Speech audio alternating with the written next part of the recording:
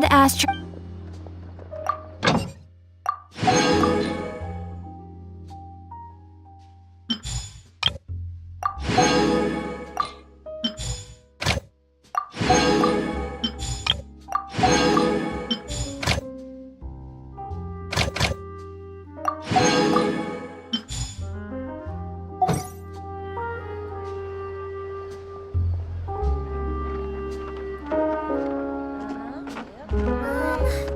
Can we play banker next There'll be time? an extra fee for that. Exactly. I'll But none of them believe it. think about it.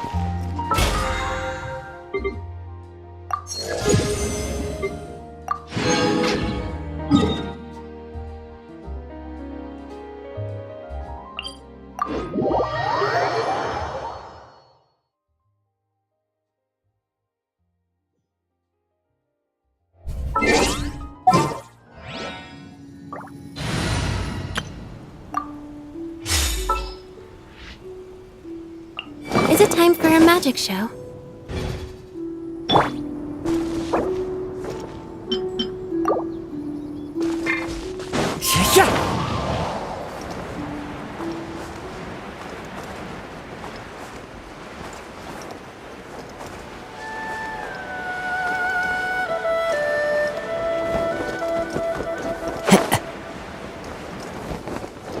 Follow the wind.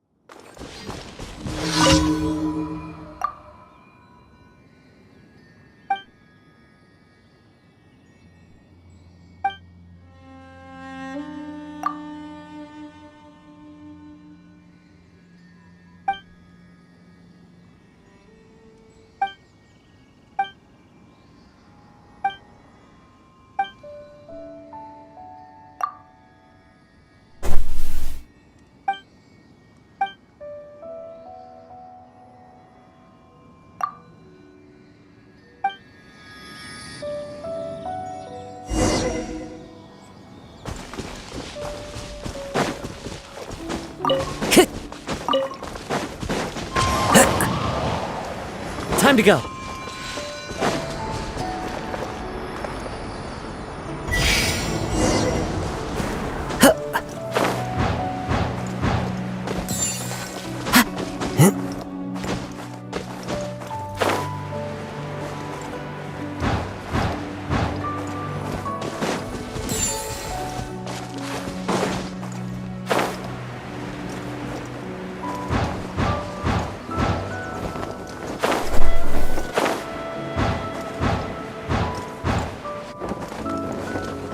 Follow the wind.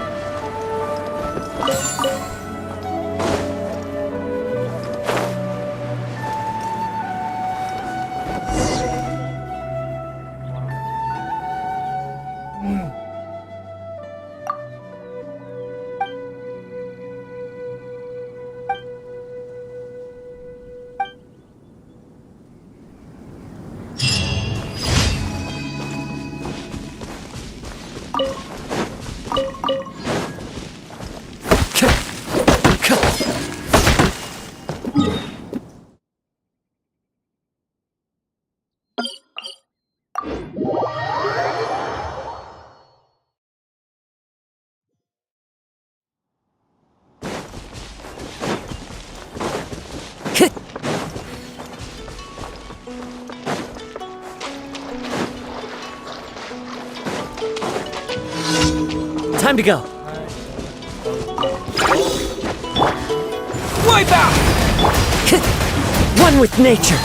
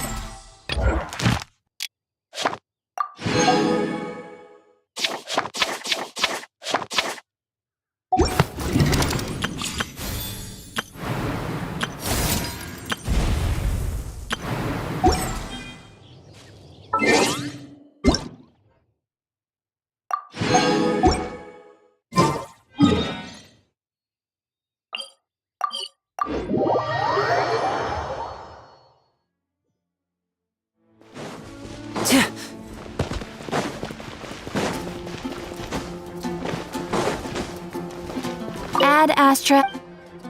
Thank you for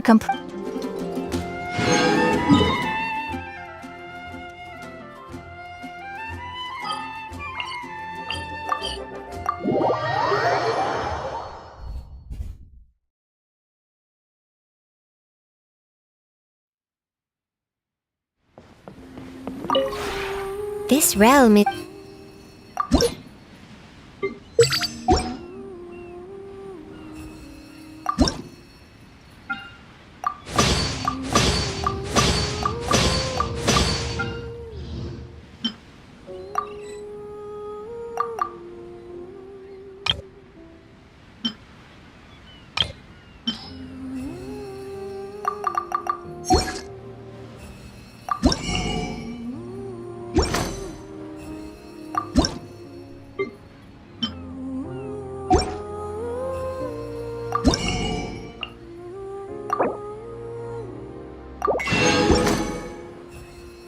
If you ever had...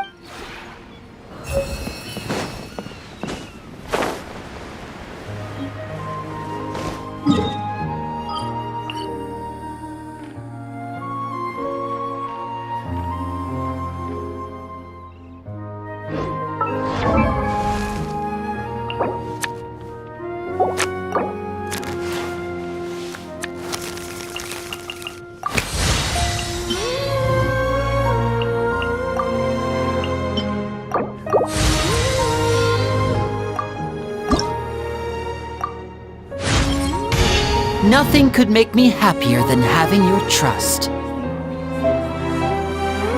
There's no limit to the number of tricks I can pull off.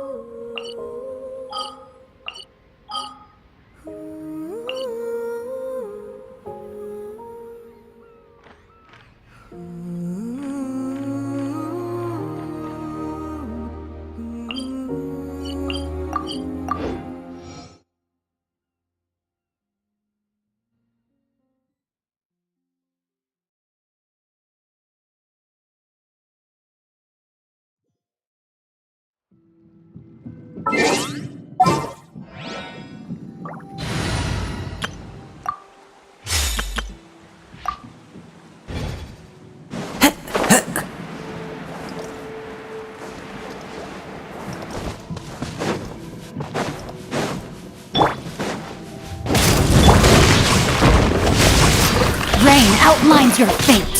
Let me weave you a verse. Fallen leaves, adorn my night! Wind strike!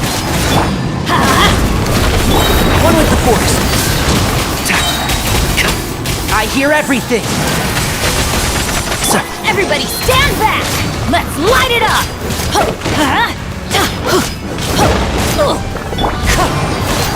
No, my sword!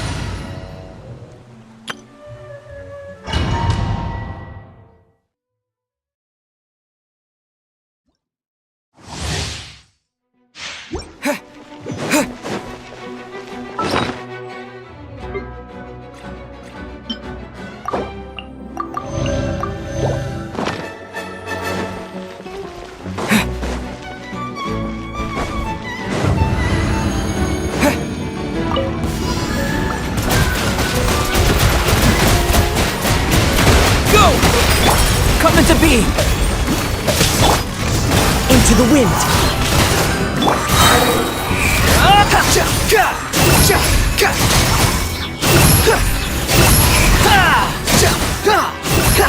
You dare to gaze upon me? Wind strike. Bombs away! As one with wind and cloud. Live! Moment of birth. Squall and fury. Upon the gale.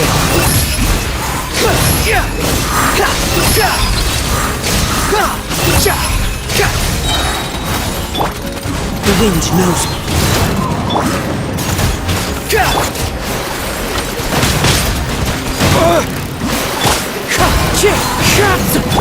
Cry louder!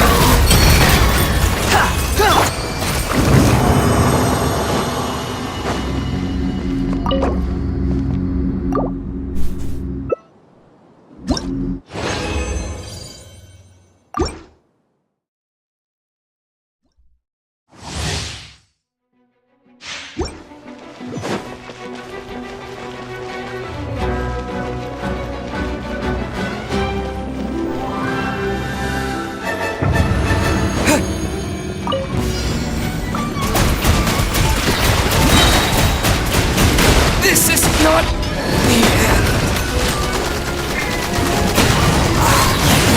Burst forth, witness my great undertaking. Falling leaves, adorn my night. The wind rises.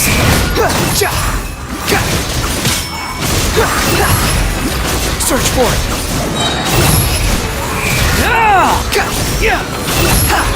Know your place.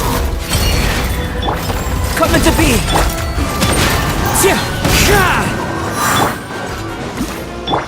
Go!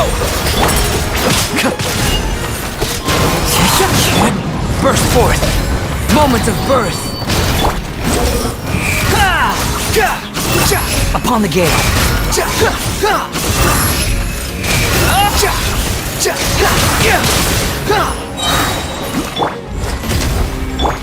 Water jet! Wind strike! Clouds high! The birds call! Unsightly insects! Behold!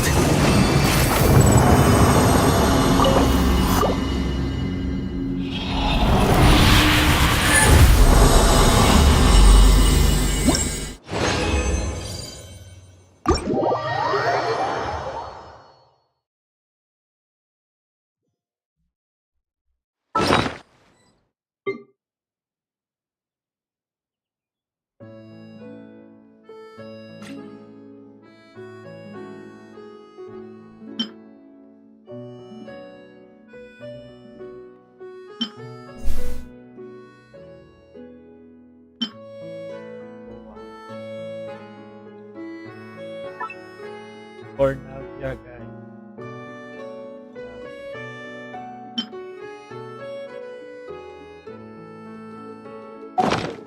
There's no need to exchange pleasantries.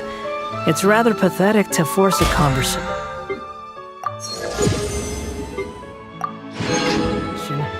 just to occupy silence.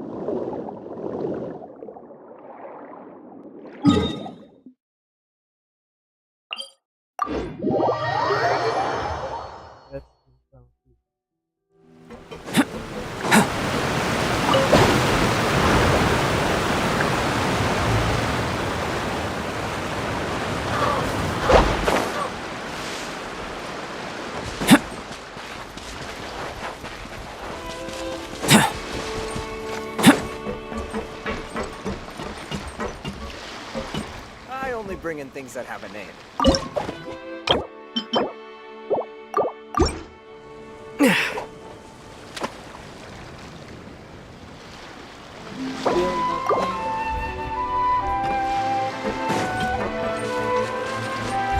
Come into being!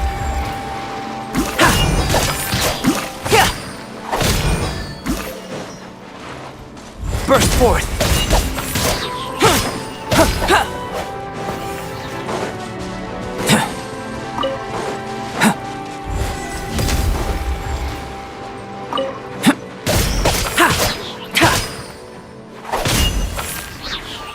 Come into being!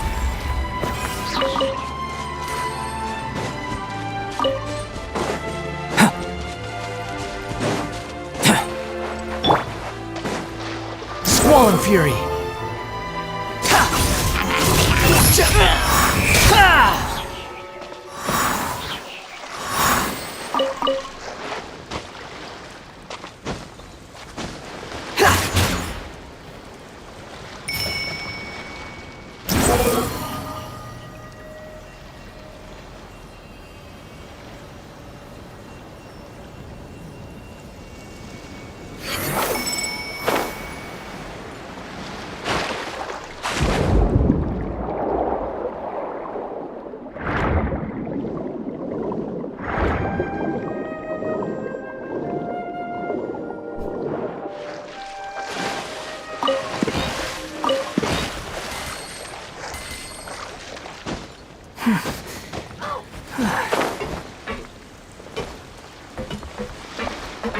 Behold!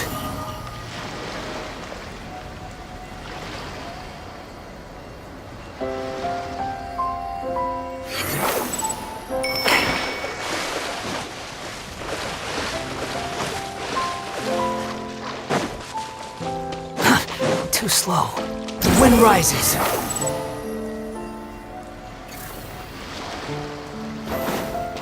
Quit following me.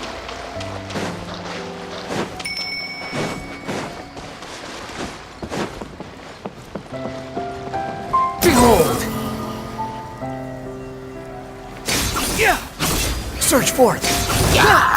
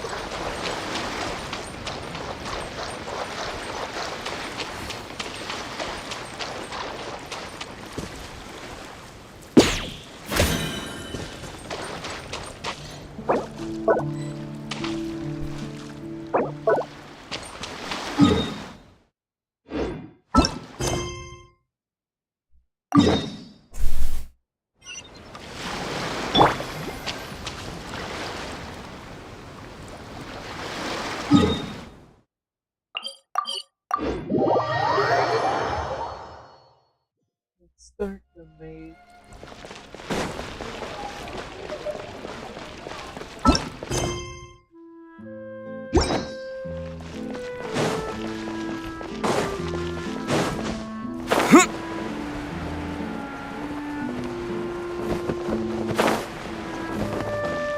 Hey, isn't that Charlotte? Huh, we're always running into her. What's she doing this time? Oh, looks like street interviews. Paimon has a funny feeling that we might be in for an interesting time if we go check it out. Shall we? There's no point. I see. So you believe that this warning letter was sent by the Phantom Weasel? Absolutely, I've said it before and I'll say it again. The Phantom Weasel never acts as you expect. He must have faked his own death 10 years ago using a body double. Now that he's back, I'm sure the guards who worked on his case back in the day are in for a headache, but however this turns out in the end, the one thing it won't be is boring. Couldn't agree more. As a journalist, I'm gonna get a lot of mileage out of this one. Thank you, sir, for your time. Now, whom should I interview next? Hi. Huh? Hi, hi. Hey! What a coincidence! Fancy meeting you here. Perfect timing. So, the Phantom Weasel's latest warning letter. What are your thoughts? Yeah, this is the first time we're hearing of this one. Could you clue us in? Huh? Oh, sorry. Yes, this case is from a decade ago. I guess you wouldn't know about it. Well, not to worry. You're in good hands because I'm a professional. The story goes like this. 10 or so years ago, a phantom thief became active in the court of Fontaine. Known only as the Weasel, nobody knew his true identity, and the authorities never managed to catch him. Wow, cool! He sounds like one of those mysterious night burglars that you read about in novels. Precisely. Well, except the part where they actually have a good reputation. Our Weasel targeted whatever people held dear, and no one was safe from his predations. He would just as soon steal a necklace from a rich merchant's safe as he would a toy doll given to a commoner child for their birthday. I know, the phantom thieves you read about in novels rob the rich to pay the poor, but this guy did not discriminate. Unsurprisingly, this didn't work wonders for his public reputation. Every man and his dog wanted to see him behind bars. Yeesh. So, did they catch him? Not exactly. There's a good chance that the Weasel would still be at large to this day if it hadn't been for an accident 10 years ago. A magician named Caesar fell to his death in a botched high-altitude escape performance. When the police went through his personal effects, they found a hoard of stolen loot and gadgets used for criminal activities. And that was how the Phantom Weasel's identity was revealed to all. Sure enough, thefts in Fontaine went down after Caesar's death. But today, 10 years on, the notorious thief has once again issued one of his warning letters and pasted it on the gate of the Opera Epiclese for all to see. I had to squeeze through the crowd this morning to get a photo as soon as I heard. Here, it's this one. So, this is the warning letter, huh? Let's see what he wrote. 3 days from now, when evening falls, I shall take from you that which you hold most dear at the opera house, just as you did to me 10 years ago. This is, without a doubt, a clear declaration of criminal intent. After years of laying low, the Phantom Weasel is back with a vengeance. What once seemed like an open and shut case has been blown wide open again. But why has he reemerged now, and what does he want? I sense an epic scoop, and I'm going for it! Uh-oh. If this thief will steal anything that other people value, does that mean even we might be targeted? Aww! But Paimon doesn't want to get kidnapped. Well, he'd have to go through you first. You would stop him, right? Okay, the people have spoken. It's clear that the public are very concerned about the Phantom Weasel's reappearance. Let's see, I've got a photo of the letter, my interview notes. Yep, that should be enough to form the skeleton of my article. It does feel like something is missing, though. Something exclusive. Who should I interview next? I need someone with a more concrete connection to the weasel. Is that who I think it is? Lyney! Magic, magician, Caesar! The Phantom Weasel! That's it! Let's go interview Lyney! You see, the original Phantom Thief Caesar was a magician too! And what do Phantom Thieves and magicians have in common? They both have an air of mystery about them. Perhaps there's a connection there. Are you serious? What sort of a deduction is that? Oh, relax! My journalistic instinct tells me that an exclusive news story is beckoning. Let's go! No time for delay!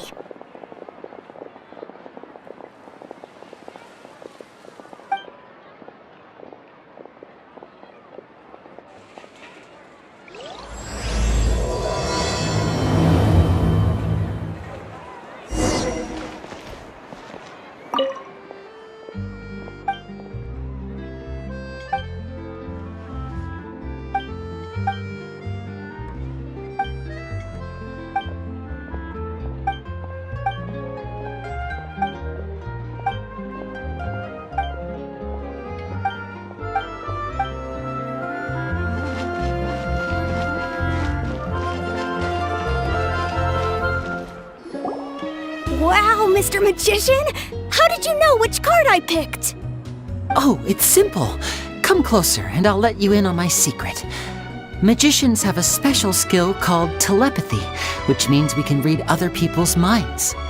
Really? Then, what am I thinking now?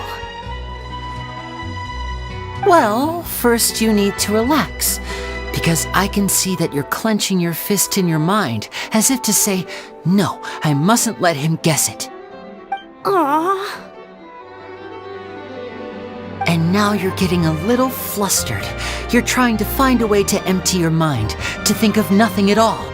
But the more you try to hide a secret, the easier it'll come out. You snuck out from home today, didn't you? You told your family a little lie so you could come out and play. Now, that's not a good habit. You can tell? Oh boy, you really can read my mind. Of course. And that's the end of my performance. You should really be heading home. Remember to apologize to your family, all right? They must be worried about you. All right, got it. Bye, Mr. Magician.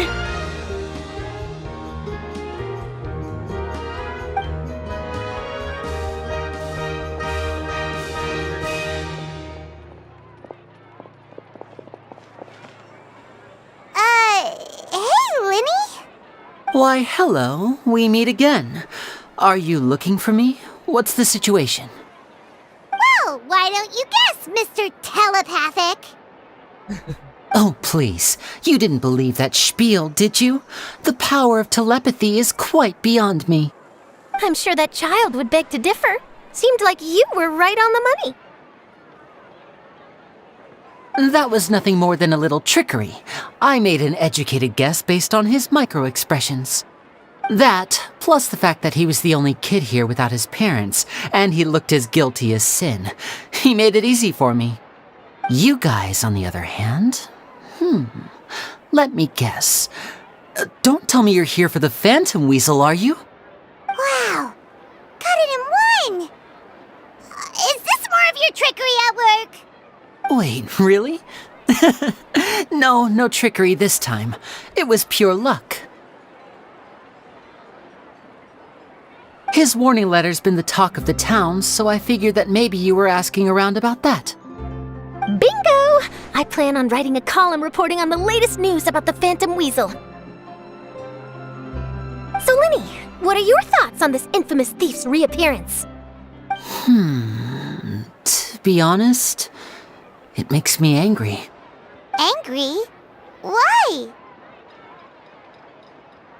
You read his letter, right? The Phantom Weasel claims he's planning something in 3 nights' time at the Opera House. That's the night I'll be performing there. Huh. What are the chances? Wait a minute, you don't think he's after you, do you?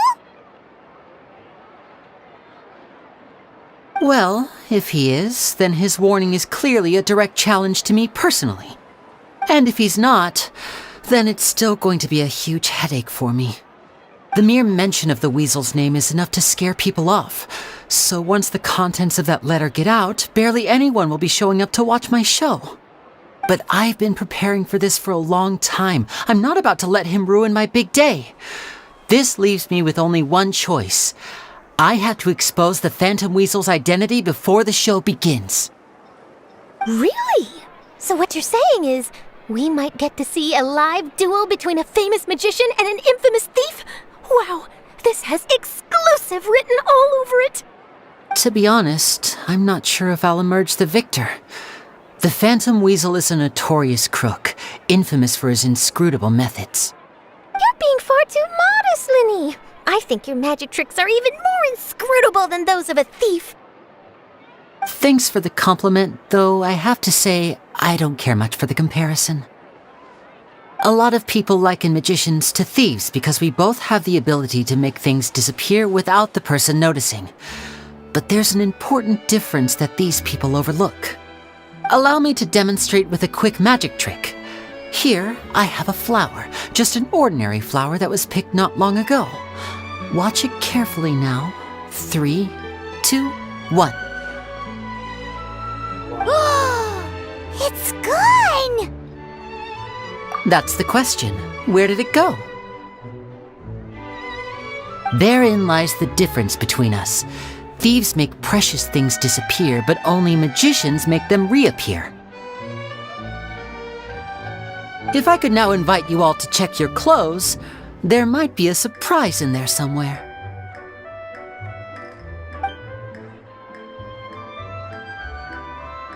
A surprise? Let me see!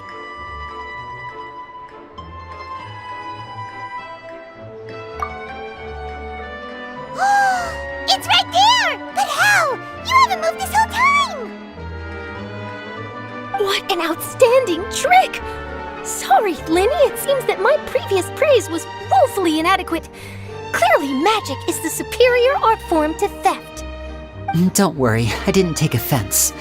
I just wanted to take the opportunity to perhaps change some of the preconceived notions you might have about magicians. Since Caesar's death, a lot of people associate magicians with criminality. It can be quite frustrating. I can imagine. Coming back to your trick just now, might I presume that you are well versed in floral symbolism? For example, magicians often use rainbow roses in their flower-related performances to represent passion and romantic encounters. But you used a Lumidu spell, which, if I'm not mistaken, allude to separations. I'm curious to know if there was any deeper meaning behind this choice? Impressive knowledge. It's no wonder you're such a successful journalist. But I'm afraid I don't know the first thing about floral symbolism. I'm just in the habit of using Lumidu spells in my magic. It sounds like something I should look into, though. I'll buy myself a copy of Fontaine's Floral Language Facts when I have some time. But it'll have to wait until this Phantom Weasel business is behind us. Well noted. In that case, this brings us to the end of our interview. I, for one, am looking forward to the final showdown between you and the thief. Please feel free to get in touch to update me on any further developments. Otherwise, I will of course see you at your show in 3 days' time, but let's hope the Phantom Weasel is caught by then. If there's nothing else, I'll be off. You've given me lots to work with here, and I've got no time to lose if I want to write that exclusive piece. I'll see you all later.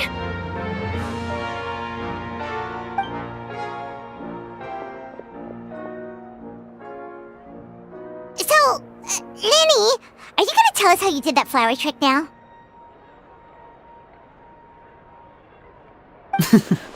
I'm afraid that's my little secret.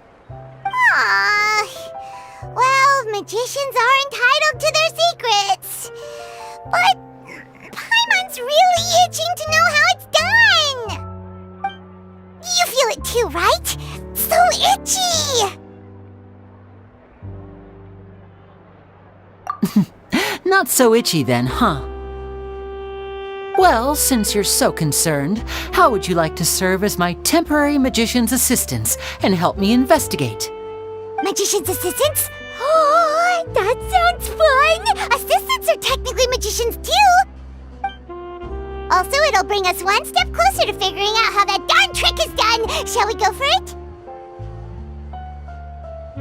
Excellent. Thank you for putting your trust in moi. The first thing we need to look into is who Caesar really was. If he truly was the Phantom Weasel, that means that the Weasel is dead, and whoever wrote this warning letter is just a copycat criminal. But if he wasn't the Weasel? Well, that'll make things more interesting. It would mean that the Weasel lives, and he's been laying low all this time in some corner of Fontaine. And if we're investigating Caesar, his fiancée Gemma is a good place to start. Word is that she visits the cemetery often, so I asked Lynette to wait for her there. We should make a move. Let's go and rendezvous with Lynette.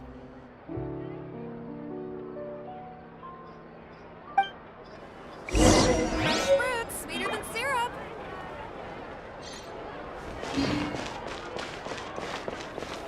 I'll take a guess.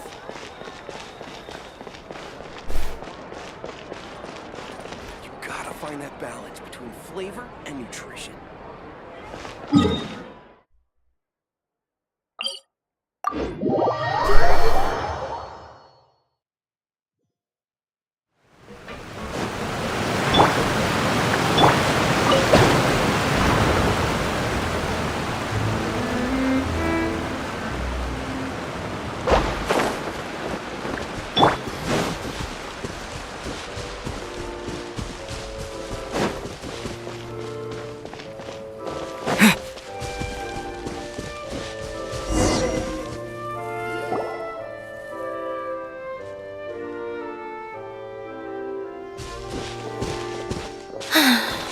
You took your time.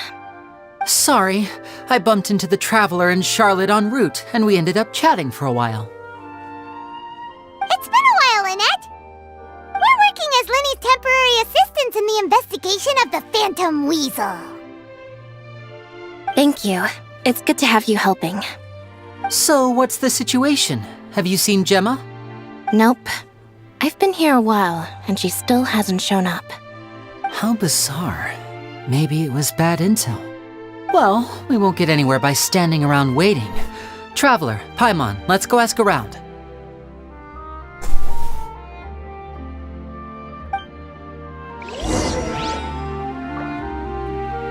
I'll wait for you here and see if Gemma...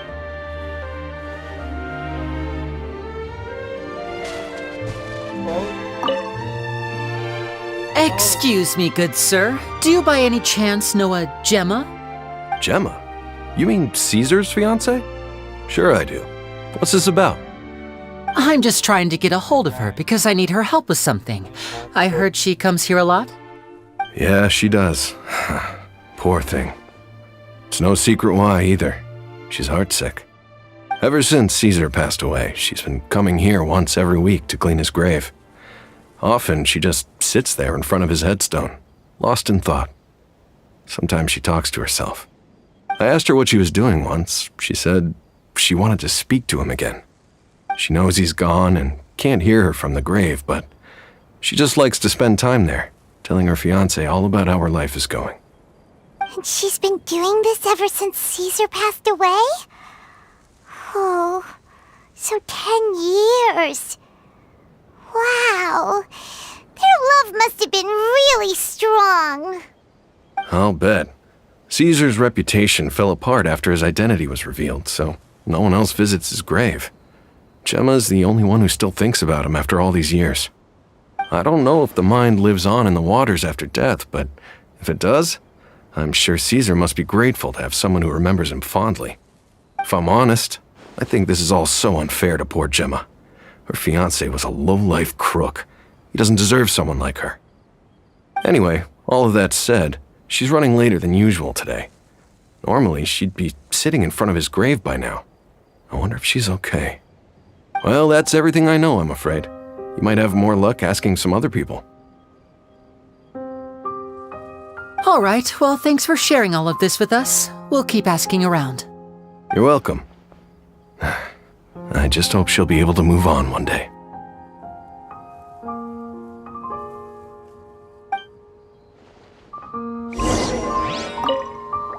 A lot of people find cemeteries bleak and oppressive, but not me. I find the silence gives me a sense of peace, and something about being in the presence of the dead and buried sort of puts all of life's woes in perspective.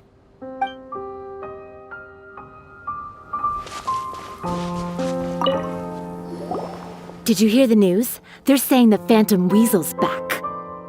You're kidding. Wait, isn't he dead?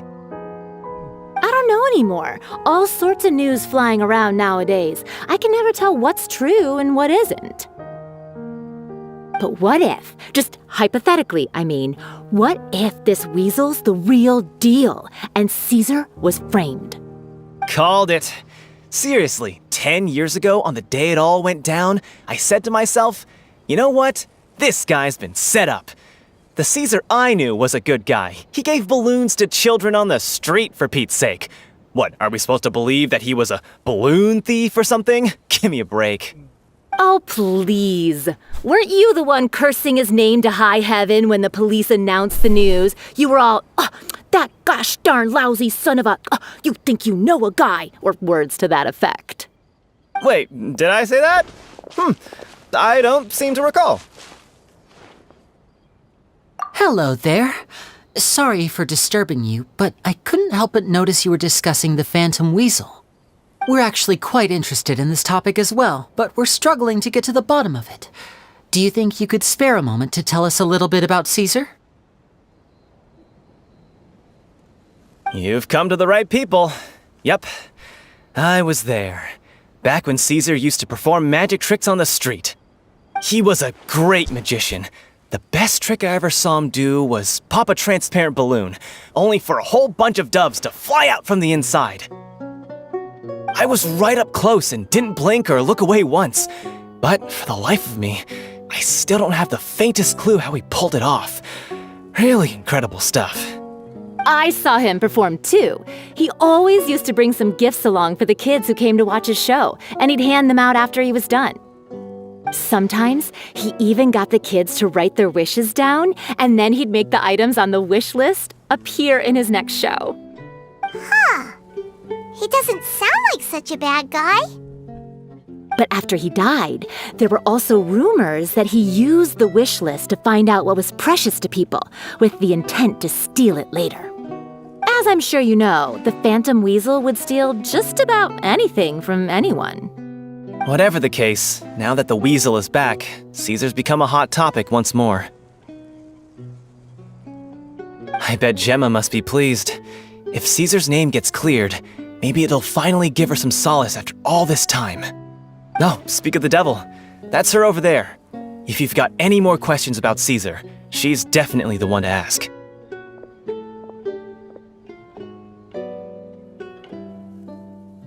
So that's Gemma. Is it just Paimon, or does it look like something's wrong? Wait, it looks like she's injured. Come on, let's see if she's okay.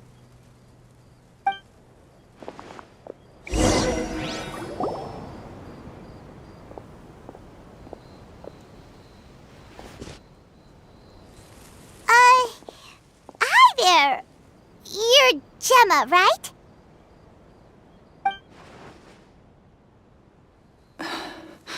Who's asking? Don't be afraid, we mean no harm.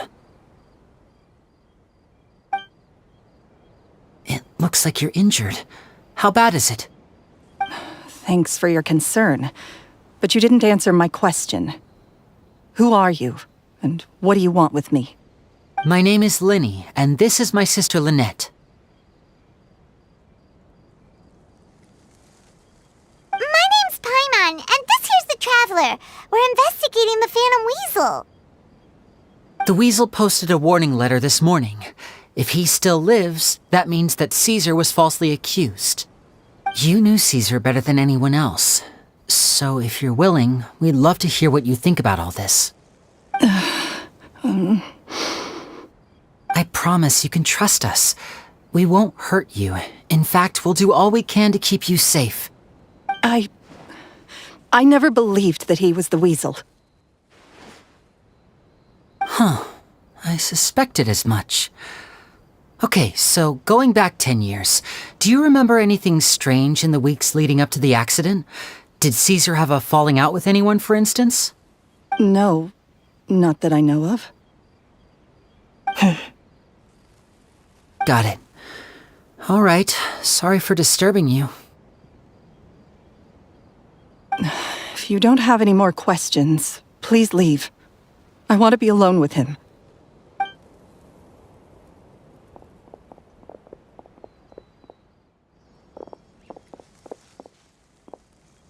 Judging by the look on her face, there's definitely something fishy about her. She's lying. She definitely knows something. That's fair. We're just a bunch of strangers who showed up and started questioning her about things that happened a whole decade ago. It makes sense that she'd be wary around us. In any case, I doubt we'll get any further here, so let's call it a day.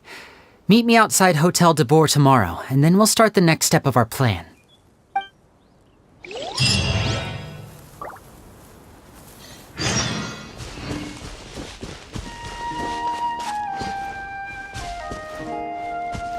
Gemma's hurt, you say? Now that you mention it, I did see her getting into a heated argument a while back. Maybe someone who hates Caesar was taking it out on her. People can be unbelievable sometimes.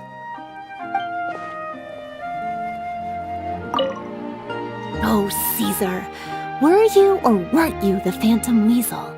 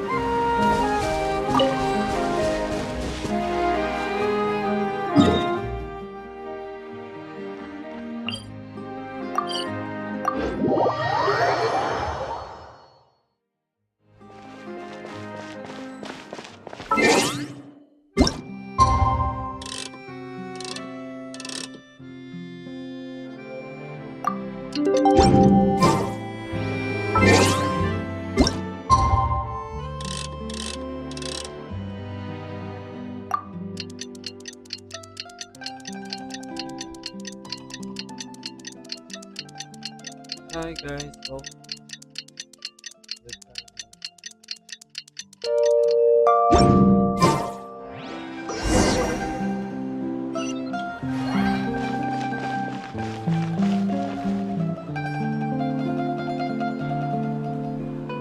Over here!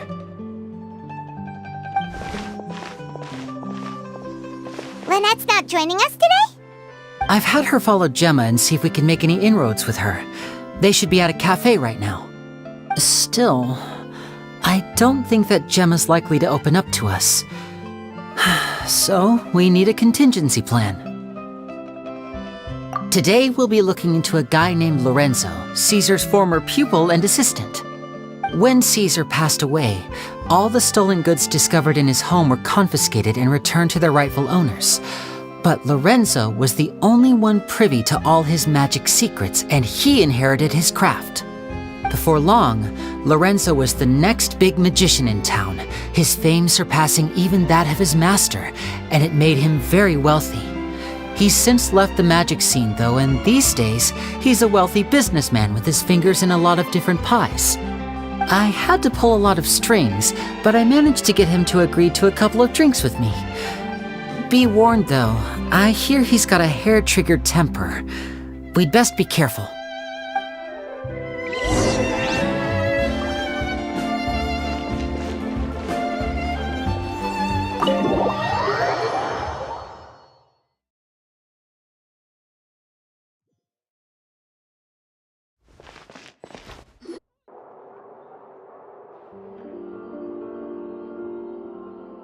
You neglected to mention that you were bringing 2 other people with you. My apologies. These 2 are my assistants. When they heard that I was meeting with the former Magic Maestro himself, they begged and pleaded with me to bring them along. And if it's no trouble, a couple of autographs would really make their day. Oh, forget the pleasantries, just sit.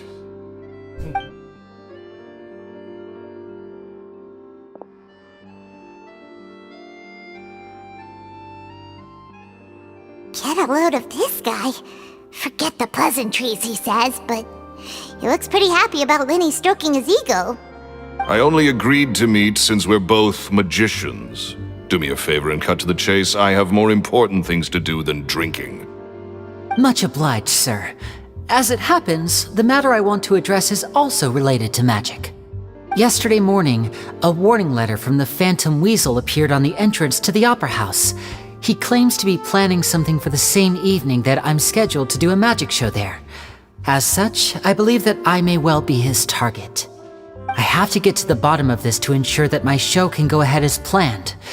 Naturally, any investigation into the Weasel starts with a few questions about Caesar, who... What is there to investigate? Caesar was the Weasel and he's been dead for 10 years. So what if some sick creep thought it'd be funny to write a warning letter? It changes nothing. Are you trying to tell me you actually bought it? Please, sir, no need to get so worked up. I do concede that a copycat is but one possibility. Possibility? It's a fact, Lyney. Look, my patience is limited, so listen carefully while I'm still willing to put up with you. The Weasel is dead. Period.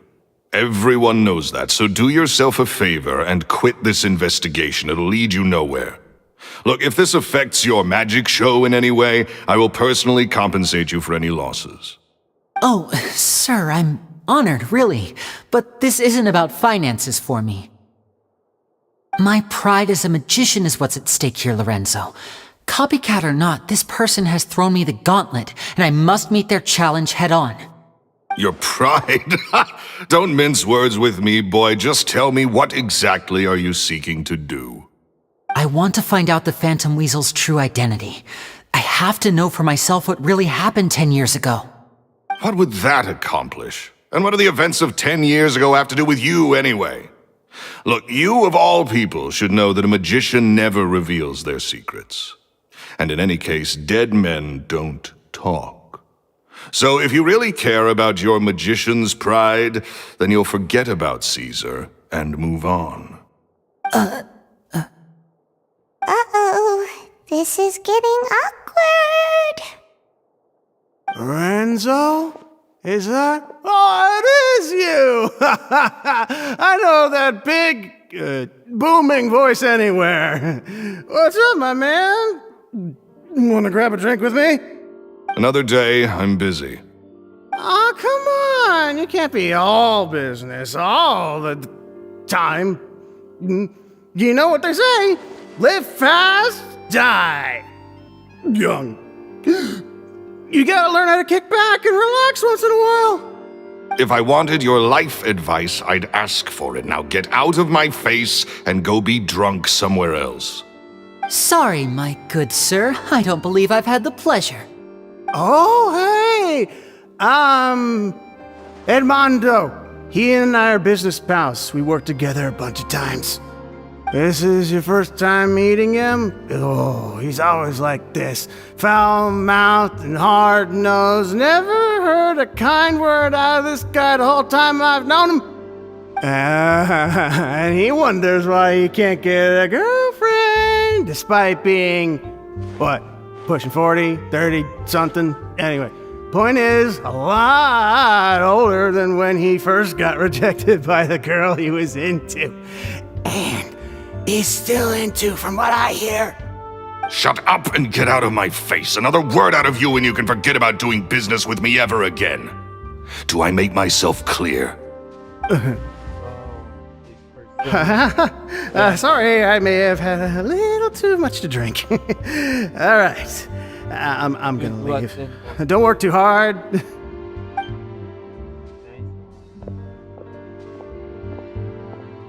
I think it's high time I made a move as well. If you really want to investigate this, Lyney, be my guest. But if nothing good comes of it, don't say I didn't warn you.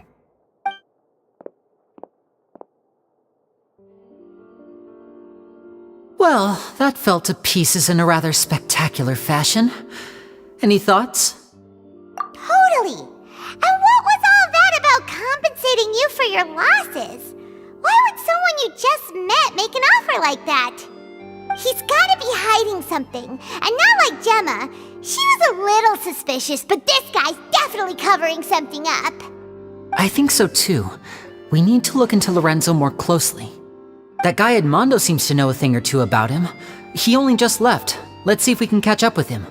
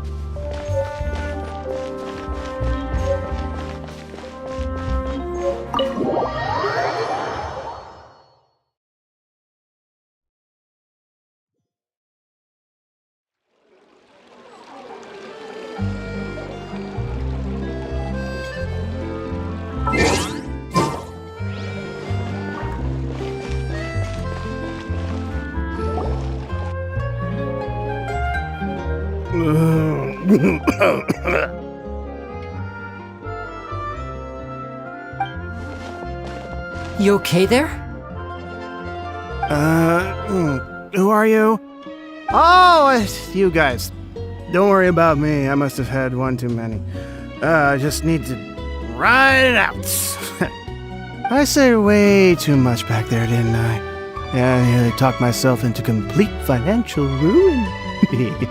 Note to self, no more drunken chats when Lorenzo's around. So, he was serious about threatening to cut you off? Ugh, Paimon knew he was a bad egg! Hey! Keep your voice down. Don't go prying into Lorenzo's personal affairs. Bad things happen to people who ask too many questions, or make an enemy out of him. What kind of bad things? Don't even ask.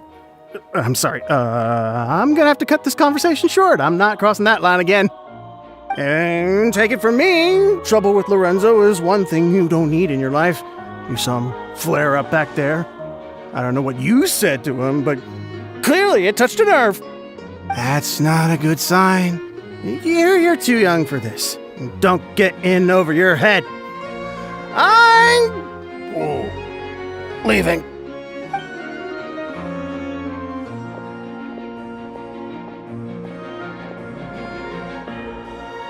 And there he goes. What do we do now, Lyney? Shh! I think we're being watched. Someone was listening in to our whole conversation. Don't say anything and don't look back. Any altercation in the city will attract the guards. We'd better take this elsewhere.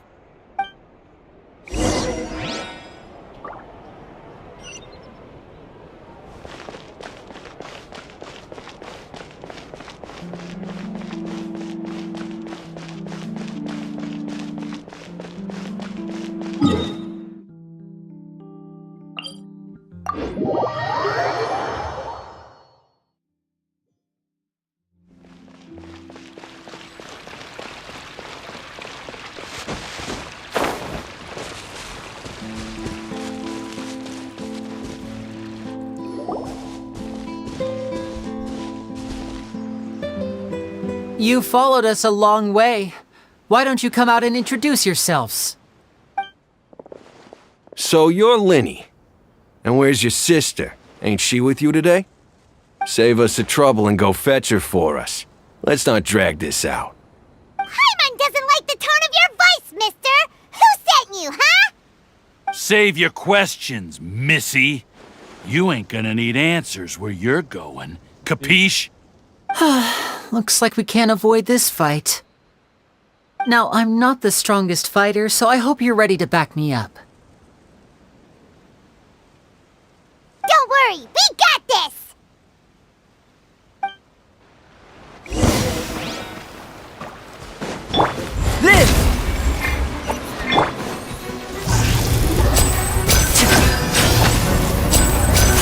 And voila! Wind Strider! Curses. They're tougher than we thought. Vision wielders are always trouble. Intimidation ain't gonna work like it did on the lady. Come on, let's scram! Hurry, wise guys! We ain't through with you yet! Oh, they got away! Did you catch what they said just before they left? Something about intimidating someone else. Them. Sounds like they just wanted to rough us up as a scare tactic, and they've already done it to someone else, but who? You're right. She was injured when we saw her yesterday, and she acted like she had something to hide. Maybe she was too scared to tell us the truth because those guys had threatened her. Well, if that's the case, she should be more willing to open up to us once she learns that those thugs won't be bothering her anymore. Let's head back to the cafe and see if we can get any information from her.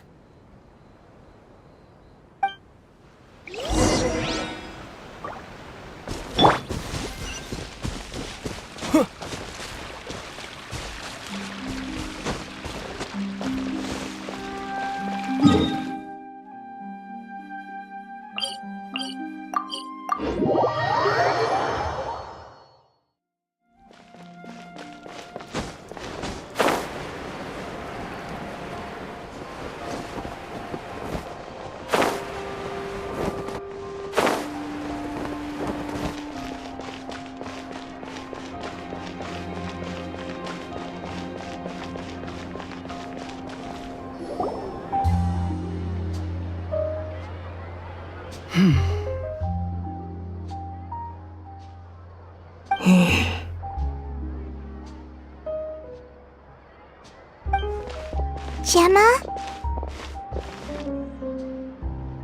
You again. What is it this time? We just ran into the men who've been threatening you, and we gave them a taste of their own medicine. So, you can relax now. We're here to protect you. What? Why? I didn't tell you anything. Why would they come after you? Sounds like they're no strangers to you. That's putting it mildly. I know them all too well, and I hate them with every fiber of my being. It's been 10 long years, and still every time I try to look into Caesar's death, they show up and warn me not to do anything stupid. How do I know I can trust you? Do you really think you can get to the bottom of it all? And why are you doing this? I'm afraid I can't reveal all the details just yet, but I can promise you this. I will expose the Phantom Weasel's true identity. Because you see, this is a personal matter of the utmost importance. I give you my word. Trust me. Okay. How can I help you? I've heard that Caesar used to have a magic workshop where he kept a lot of his personal effects. If possible, I'd like to take a look at them. Do you know where it is?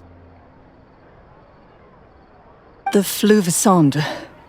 But the place was sealed up by the police after his death, and no one's been there since. I also know that the Fleuve Sonde is dangerous territory. Lots of hostile groups lurking around. If you're serious about going there, please be careful. Understood. Lynette, you stay here and take care of Gemma. Don't let her come to harm. Got it. But if I'm staying here, I'm ordering dessert. I mean, bon appetit, but stay sharp too. They're likely to come for you while I'm away. Okay. All right. Power saving mode off. I'll start taking this more seriously now.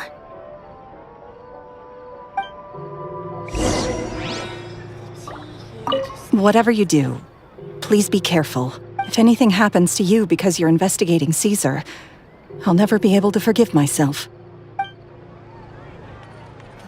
With me here, nothing will happen.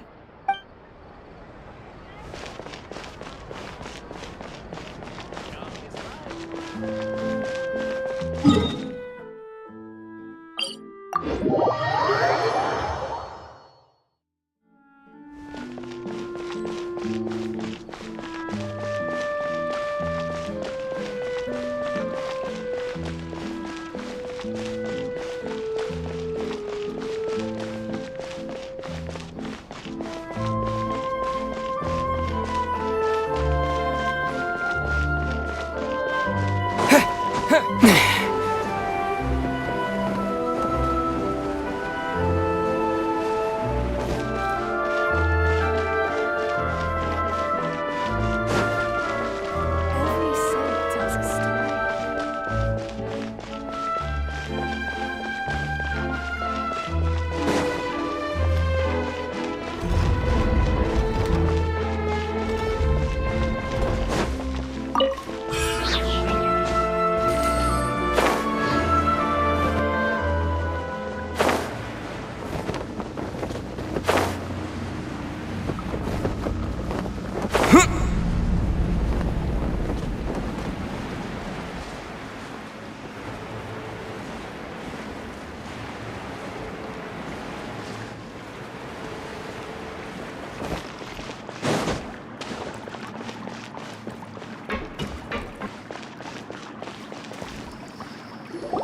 If Gemma gave us the right location, then the workshop should be right nearby.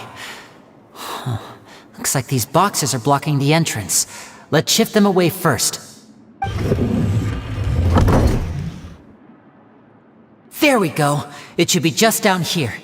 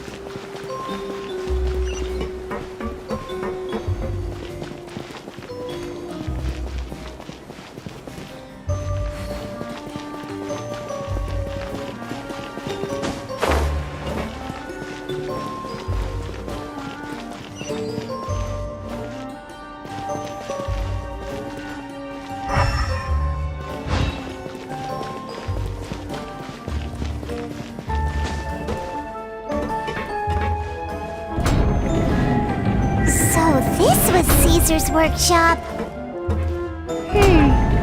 Nothing suspicious here, just normal magic props. Let's head in further.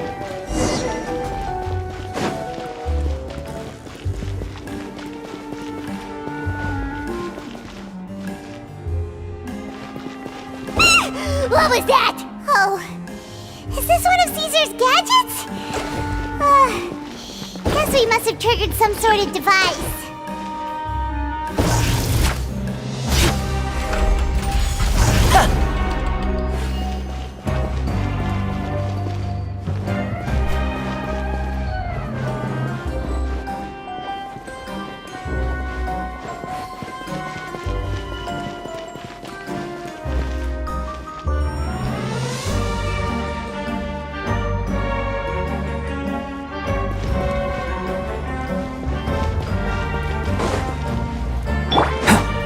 Burst forth! Witness my great undertaking!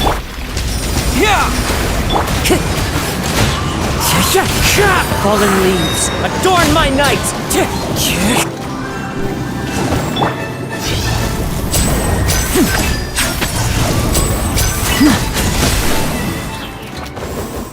Whoa. Look! The doll in the box is glowing!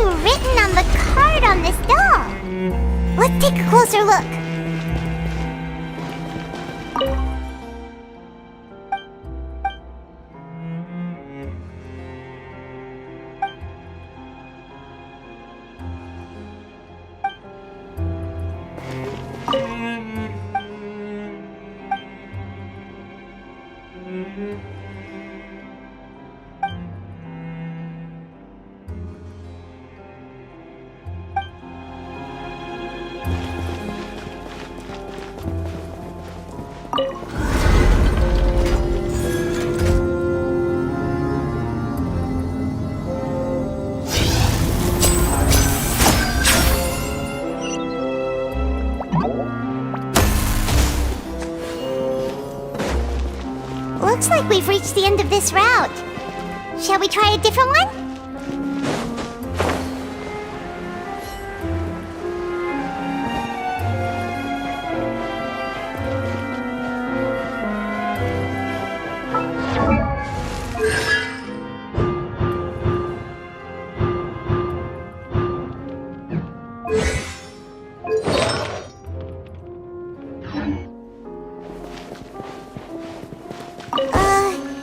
These magic boxes are moving. What do we do? One of them looks different from the rest. Let's investigate.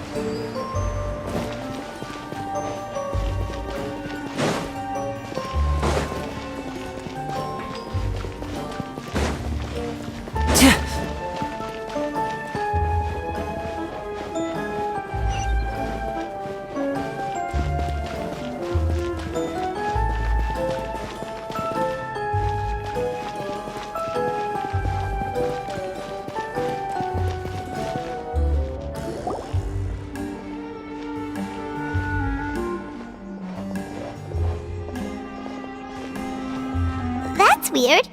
Have we reached the end already? There's nothing here. Maybe this was a wasted trip. This place seems a little too ordinary for a magician's workshop. There's a distinct lack of mystery. We've triggered quite a few devices on the way here. I'm starting to wonder whether Caesar built this whole place as one big, elaborate magic contraption. If so, then there must be more to this place than meets the eye. Maybe a hidden room somewhere. Aha! If I just move this book, then hopefully... and... presto! A secret passageway! How did you know? I'm a magician too, and apparently great minds really do think alike. Looks pretty big inside. Let's head in and take a look around.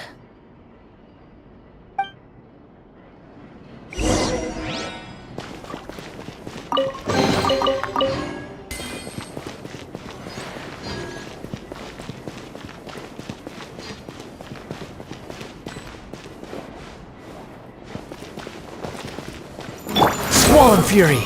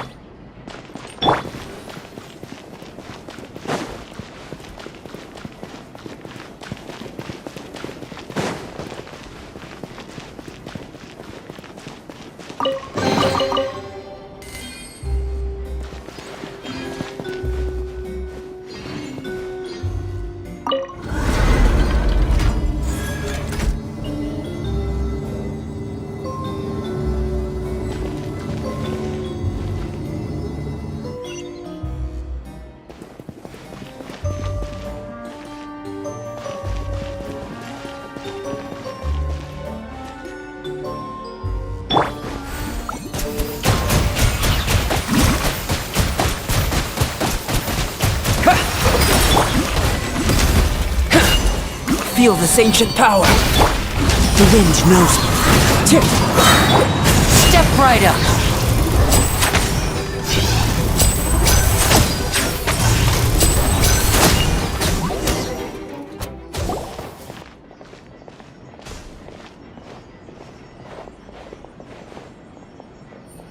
Why have you stopped, Lyney? Is there some device in that box? Huh. It just looks familiar somehow. Let me check this out for a second while you guys go on ahead. If If anyone makes a major discovery, let's rendezvous here. All right, see you in a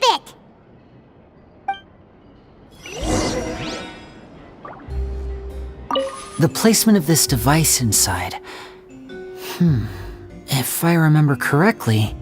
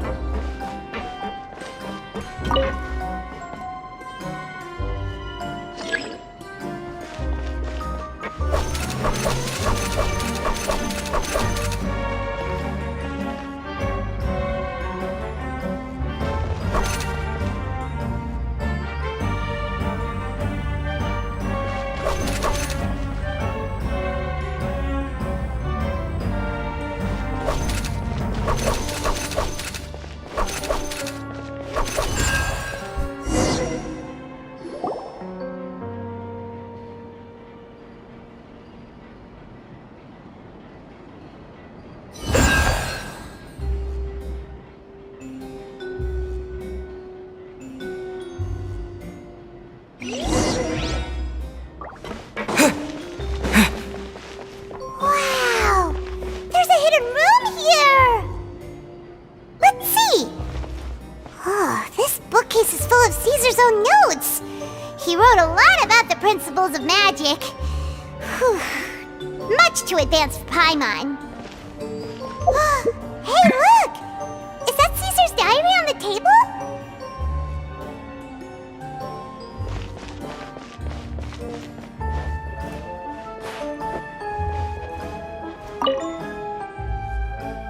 This book's thick as a brick!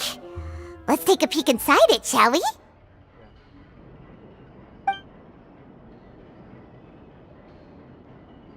At one of my shows a few days ago, a child asked me how I pulled candy out of my hat. As a joke, I told the kid that the hat has a built-in wish-granting machine. Next thing I know, today a whole bunch of kids were pestering me to pull all sorts of things out of the hat. So I told them another white lie. The machine needs time to power up, but in the meantime, you can write your wishes down. Well, they took me up on that offer, enthusiastically. As I write this, I've only just got back from running around all over town, buying the things they wanted. Boy, are my legs sore. I wound up saving very little this month, but that's not a major issue. I now have a bigger problem. How am I going to hide all these things inside my hat?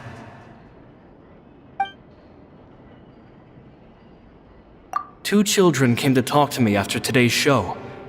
I don't know why they were out on their own. They looked much too young to be unsupervised. I do hope they got home safely. Anyway, they said that they wanted me to teach them how to do magic. It's not uncommon for children to ask this, of course, but I've never seen any of them as serious about it as these two. I told them that learning magic is very hard work, but that didn't faze them at all. It's like they already knew. They seemed so committed. I couldn't turn them down.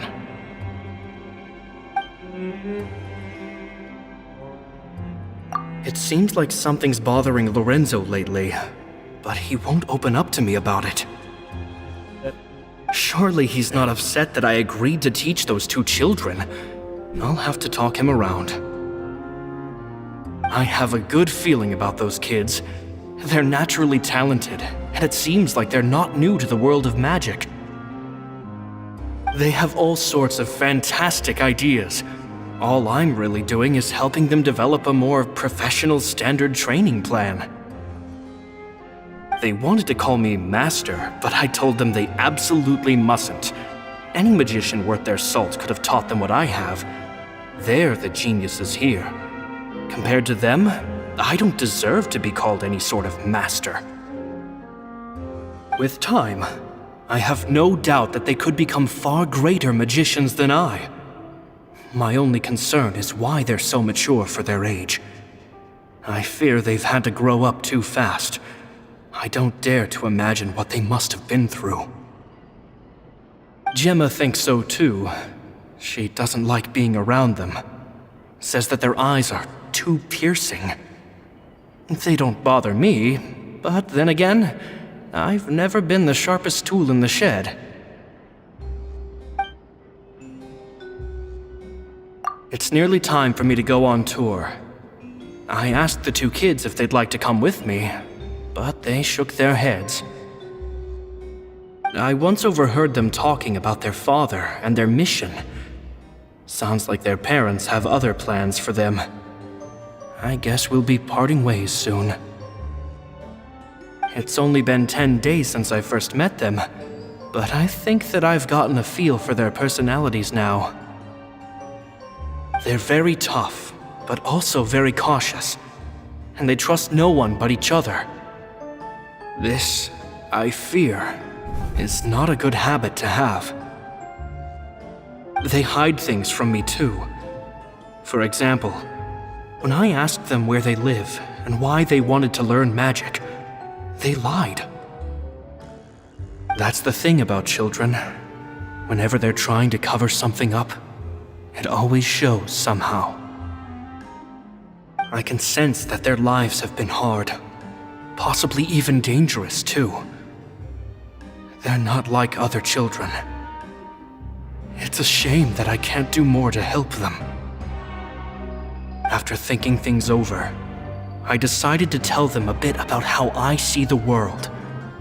It's full of lies and falsehoods, and that is why we must find our own truth.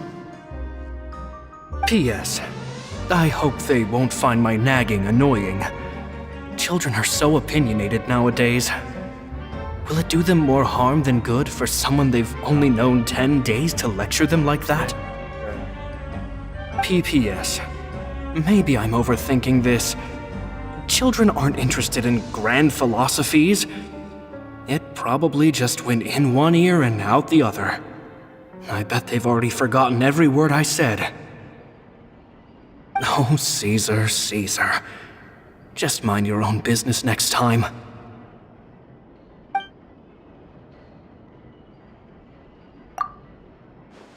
Two magic geniuses with a father and a mission, huh?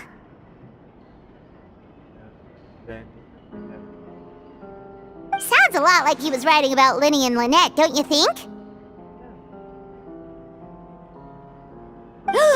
So did they meet Caesar when they were kids? Let's go ask Lyney!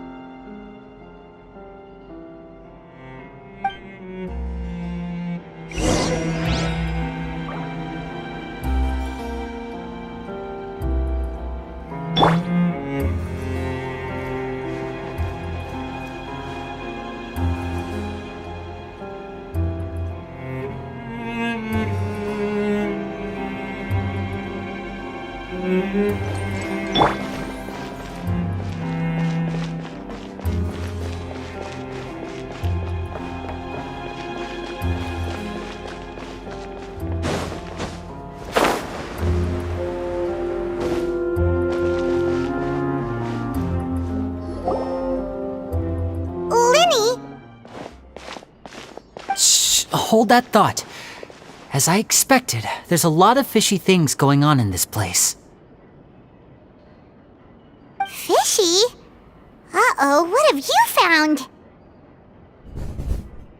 All in good time. Before we go over our new leads, I want to tell you how a high-altitude escape is performed. First, the magician slots themselves into a magic box in full view of the audience. The box is then suspended high in the air, and a short while later, the base automatically opens. At this point, a dummy will fall out of the box, but it looks real enough to grab the audience's attention, and they start wailing and screaming. Meanwhile, the real magician, who has by now blended into the crowd, waits for a good moment to make their appearance and put on a hysterical performance. Oh no! Is that me? Did I just fall to my death? Very vivid description. Paimon can really picture it. And then what? The audience's gaze then turns to the magician, and by the time they realize what's happened, the dummy has vanished, as if everything that just happened was some sort of shared illusion. Of course, that's just how I think the process should work, theoretically speaking. The inventor of this trick never performed it successfully. When the box opened, Caesar was the one who fell out, and not the dummy. He fell right to the ground from the highest point of the opera house. No one could hope to survive that fall, not without a vision at least. And no one else has ever attempted this trick since. My understanding of how it works is just based on what I could gather from his notes and the relevant gadgets here in his workshop. So Caesar's famous high-altitude escape has never been done, huh? Paimon was about to say how cool it would have been to see it in person, but if it's that dangerous, it's probably for the best that no one else tries to do it. Wait a second. So if a dummy's supposed to drop out of the box, then where does the real magician go? How does he get out? Glad you asked. That brings us to the secret of said box. This box right here is the one that Caesar constructed himself to use in the performance, and it's not as simple as it looks. Inside, there's a device that only the magician himself would know about. Once the magician's inside and the box is lifted up into the air, the audience's view of the box is fixed at a certain angle. From where they're standing, they have a clear view of the front, sides, and bottom, but the back and the top are now no longer visible. At this point, the magician presses a button inside the box, opening a secret door out of view. He then escapes through this trapdoor onto the opera house roof, waits for the dummy to fall and distract the audience, and quietly returns to ground level. That's way simpler than Paimon imagined. Even Paimon could probably do it. Well, there's a little more to it than that, of course. The hardest part of this trick is controlling the audience's mood and reactions. That takes an exceptional degree of showmanship. There's the falling dummy, the miraculous reappearance, the pompous performing. Maybe the magician would even have themselves tied up before it begins to strengthen the impression that there's no escape. Many days and nights of careful research and painstaking practice would have gone into this, all culminating in a performance just a few minutes long, but one that still manages to transform the shock and grief of a tragic accident to the joy and laughter of a mesmerizing magic trick. Caesar was a highly accomplished magician,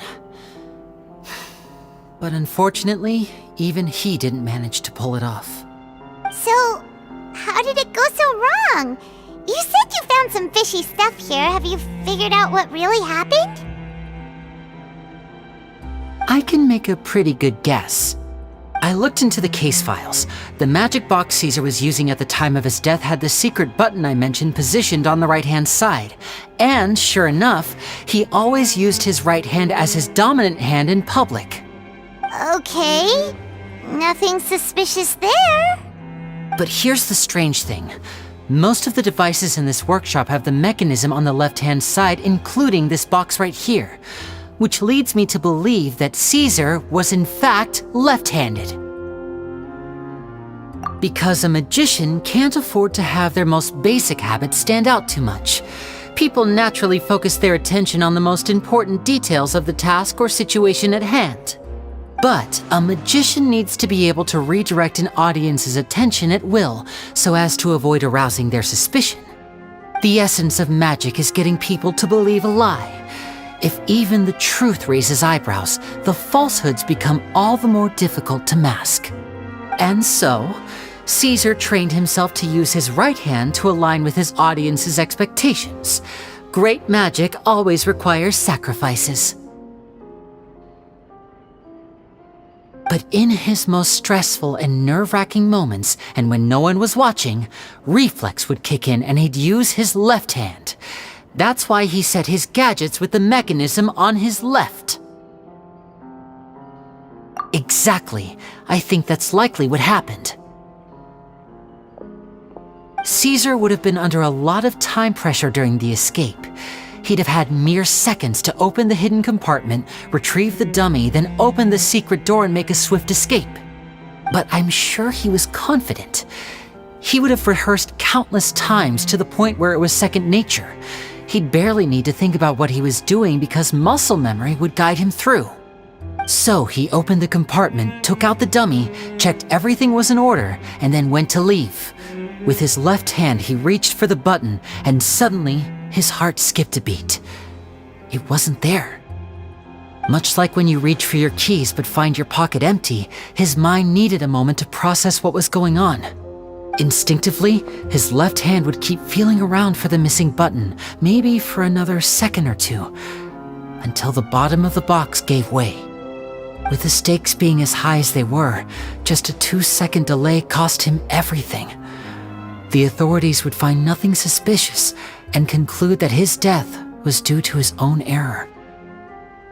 When in reality, someone switched the boxes, and they did it to murder him. But how would they be able to make the switch without being noticed? That would be difficult to pull off, no? It would have to have been someone who knew that he was left-handed and who could move his props around without arousing suspicion. Someone who was always by his side. Isn't that right, Lorenzo? You just couldn't let sleeping dogs lie, could you? There's not a lot of people who'd go to all this trouble for some magician who died 10 years ago. I didn't want to have to do this, you know. Silencing you the hard way just creates more problems for me to deal with.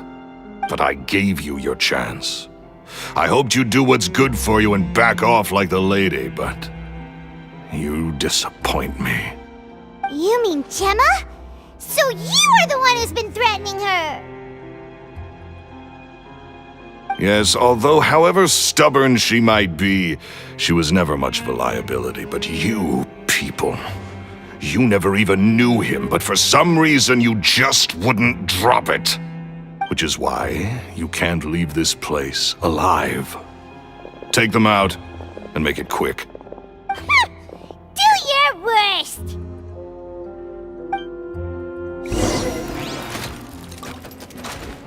Bombs away! Coming to be! Ah! And voila! Into the wind! As one with wind and cloud! Behold! Search for it!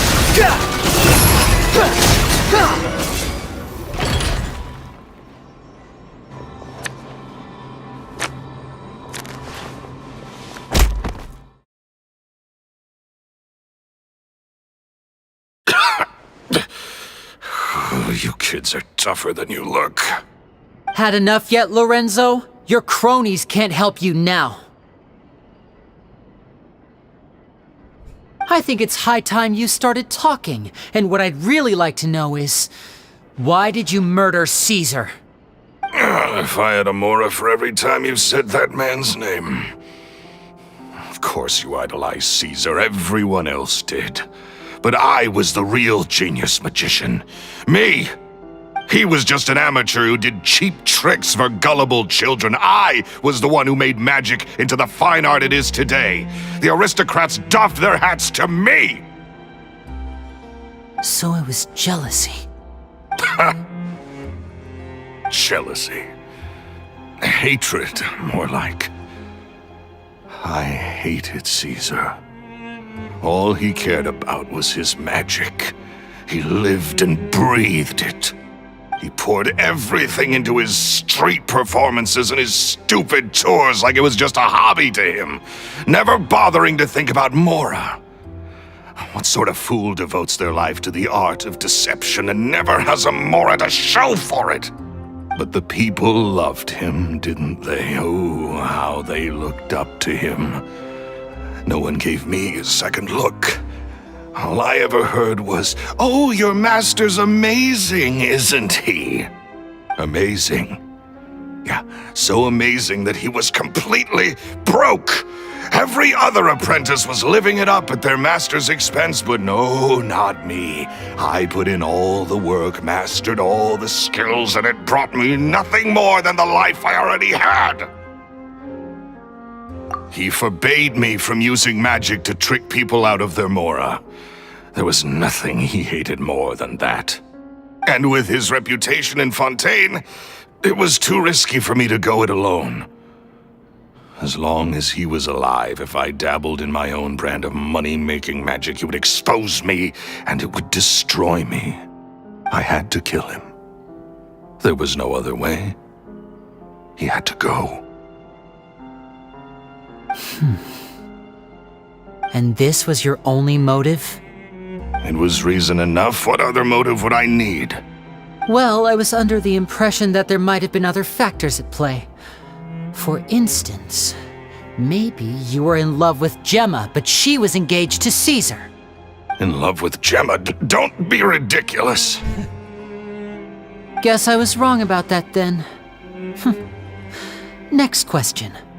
Are you the Phantom Weasel? I am.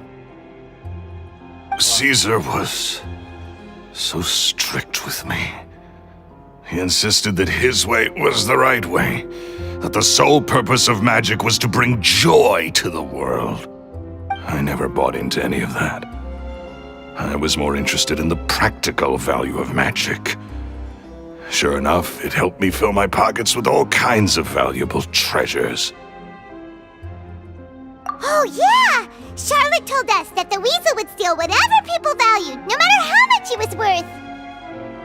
That's just how it looked from the outside.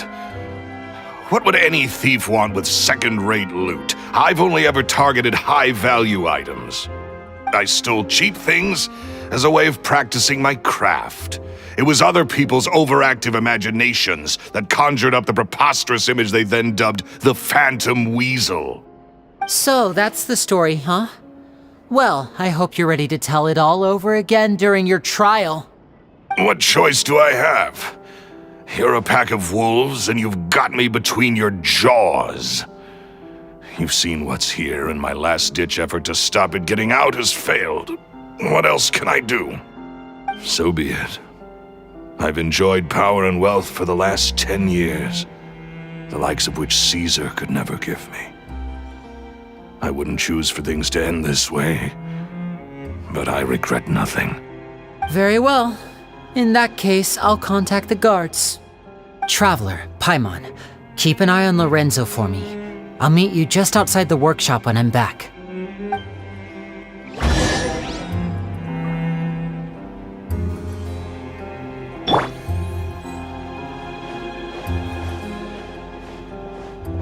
At least I can finally stop looking over my shoulder now.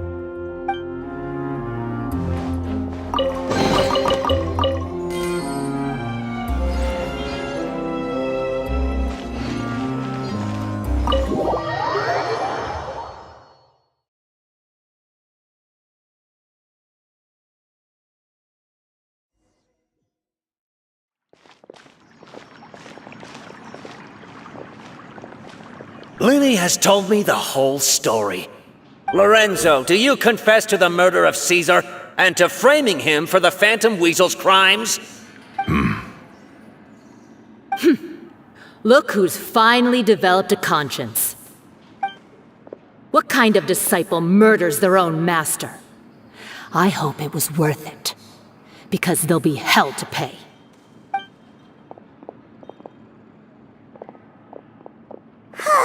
Looks like it's all over.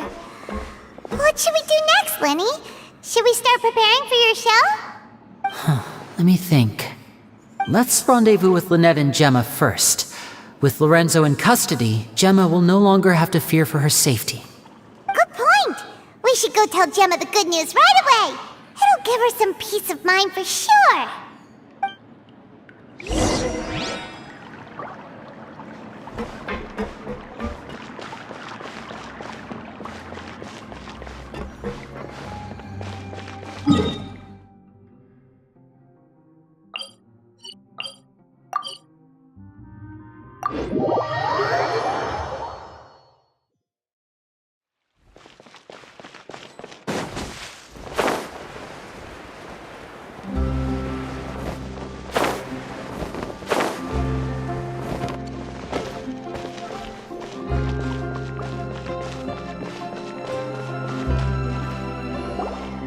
Ah, you're back. You were so quick. I've only just finished my third dessert. Your third? Lynette, come on, we've talked about this. Everything in moderation. You're not gonna have any room left for dinner now. It's fine. I'll shift to exercise mode and jog off the excess sugar. That's besides the point. Well, it's done now, but try to eat a more balanced diet in the future. Point taken. Did everything go okay? Of course! Lorenzo was no match for us. The guards are taking him into custody as we speak. Gosh, that's amazing. I'm sorry, I still didn't know if I could trust you, but now it seems I can. I had my suspicions about Lorenzo, but It's okay, we understand. He did threaten you. Paimon would find it hard to trust strangers in your position too. But you don't need to be scared anymore. Everything's gonna be okay. Sorry. My emotions are all over the place right now. I've been waiting for this day to come for so long. I always wanted to report Lorenzo. He took all of Caesar's property, which I found suspicious, but I had people watching me all the time, so I couldn't risk looking into it. I was so afraid. I was scared he'd do something terrible to me, and then no one would be left to visit Caesar's grave. So I never had the courage to speak out. Thank you all. Truly, thank you so much.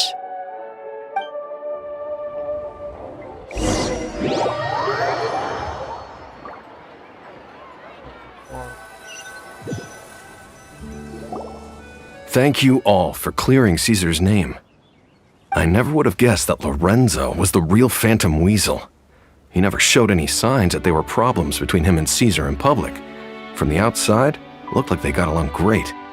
To think that lowlife's been living life to the fullest all this time while Caesar's name was getting dragged through the mud. It's a travesty. At least his soul can finally rest in peace now, thanks to your efforts.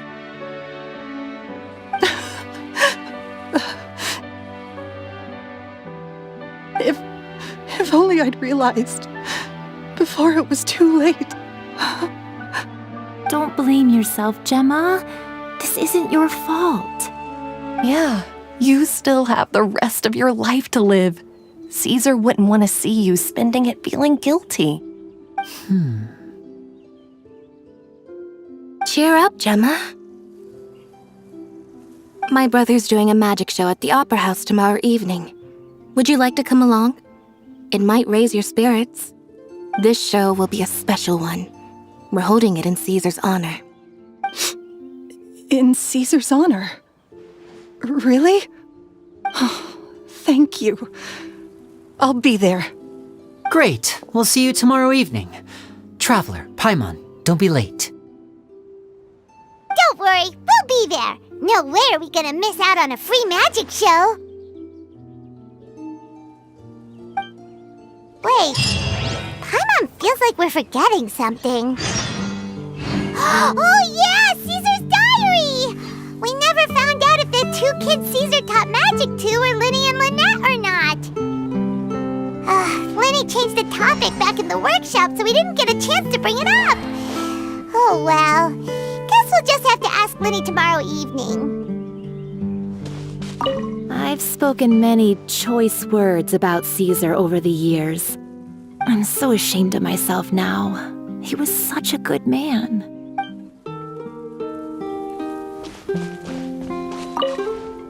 I can't believe Lorenzo was intimidating Gemma all this time. He comes around here sometimes. Not to clean Caesar's grave, though. He just stands off to the side and watches Gemma from a distance. She must have known, but she never asked him to leave. I wonder why that is.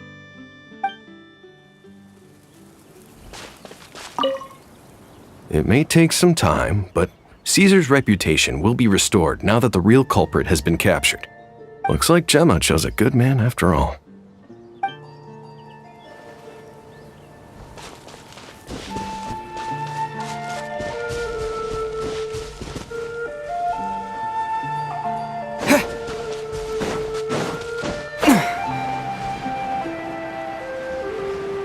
I only bring in things that have a name.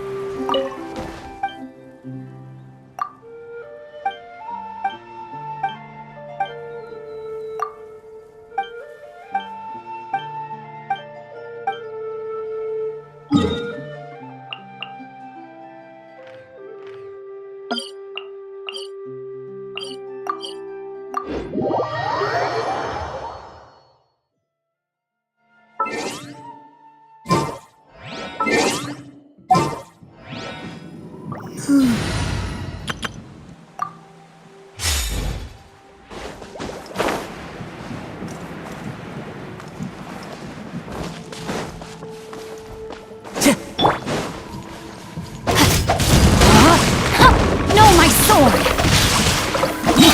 Witness the power of Gua! I'll uproot you! I'm going in! Let's light it up!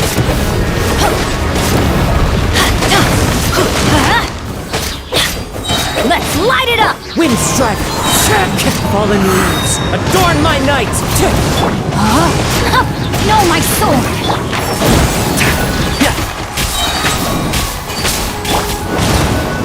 Wind strike!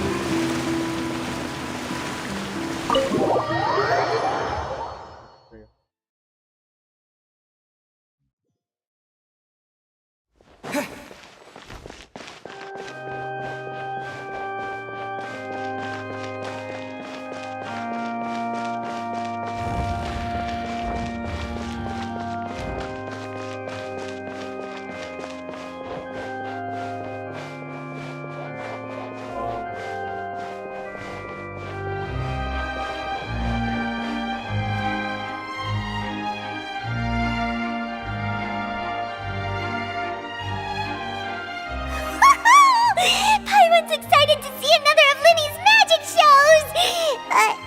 Wait. Lynette, shouldn't you be on stage by now? Not this time. My brother's going solo today. So, I'll be watching with you. Good evening, ladies and gentlemen. I hope everybody's ready because the show is about to begin. The great magician Lyney has prepared a spectacular show for us all tonight, concluding with an all-new grand finale that no audience has ever seen before. Wow! A new trick! Thank you all so much for coming. Now, prepare to join me on a journey through the mystical and miraculous.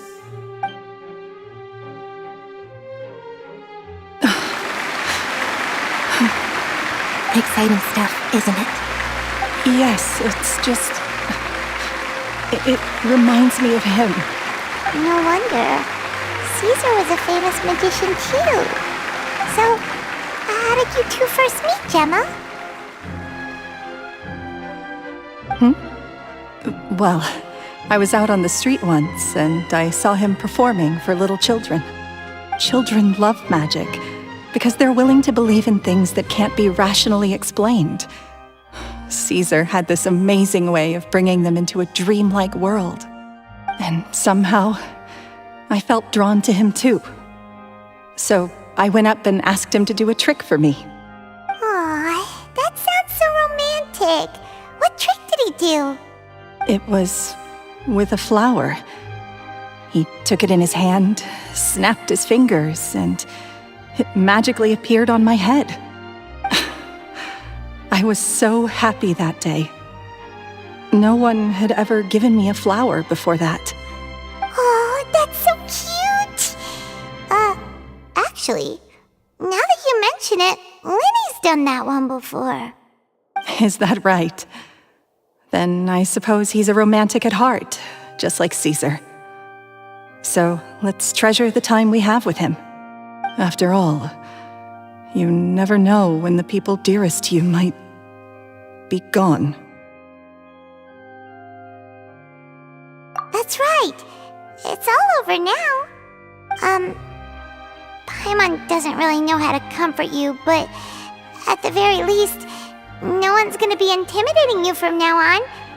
You can breathe easy at last, right? Right. Yes, you can breathe easy now, Phantom Weasel. See? Even Lynette says... Wait, what? The Phantom Weasel? Lorenzo escaped? Where is he? What do you mean, Phantom Weasel? As Lyney once said, a performer's job is to commit fully to their role and put on a flawless performance for their audience. But once the bag of tricks is empty and the curtain falls, it's time to end the show. The spotlight is no place for someone with no more cards up their sleeve. It's been 10 years, Gemma. Aren't you tired of the grieving widow act? I think it's time to put an end to it. What are you talking about? Paimon doesn't like this riddle. Traveler, Paimon doesn't like where this is going. Come on, say something! Ladies and gentlemen, I hope you're all enjoying the performance so far. There will now be a brief intermission, after which Lyney will perform the most electrifying act of tonight's show, the one we've all been waiting for. The final performance will take place outside of the Opera House, so please make your way outside in a calm and orderly fashion. The Phantom Weasel never did like public places, did they? Don't worry, this place will be quiet soon. Let's talk somewhere else for now.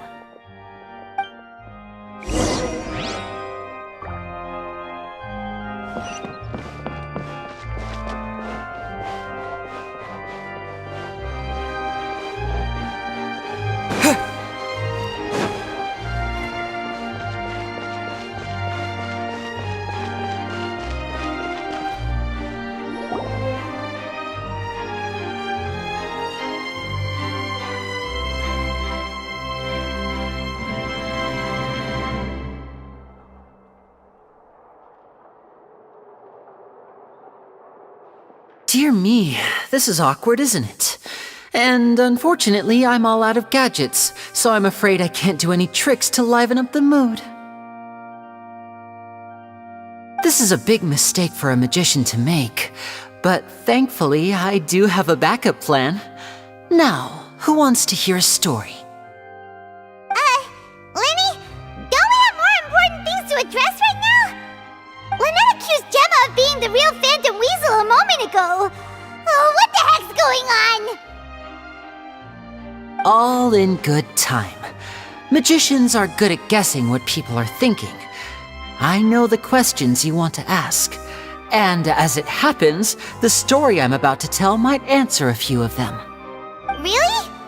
Well then, let's hear it! Paimon's dying of curiosity here! Let's go back to the very beginning. A decade ago, when the Phantom Weasel was terrorizing the court of Fontaine. She never missed a target, never left a trace, and no treasure was safe from her thieving hands.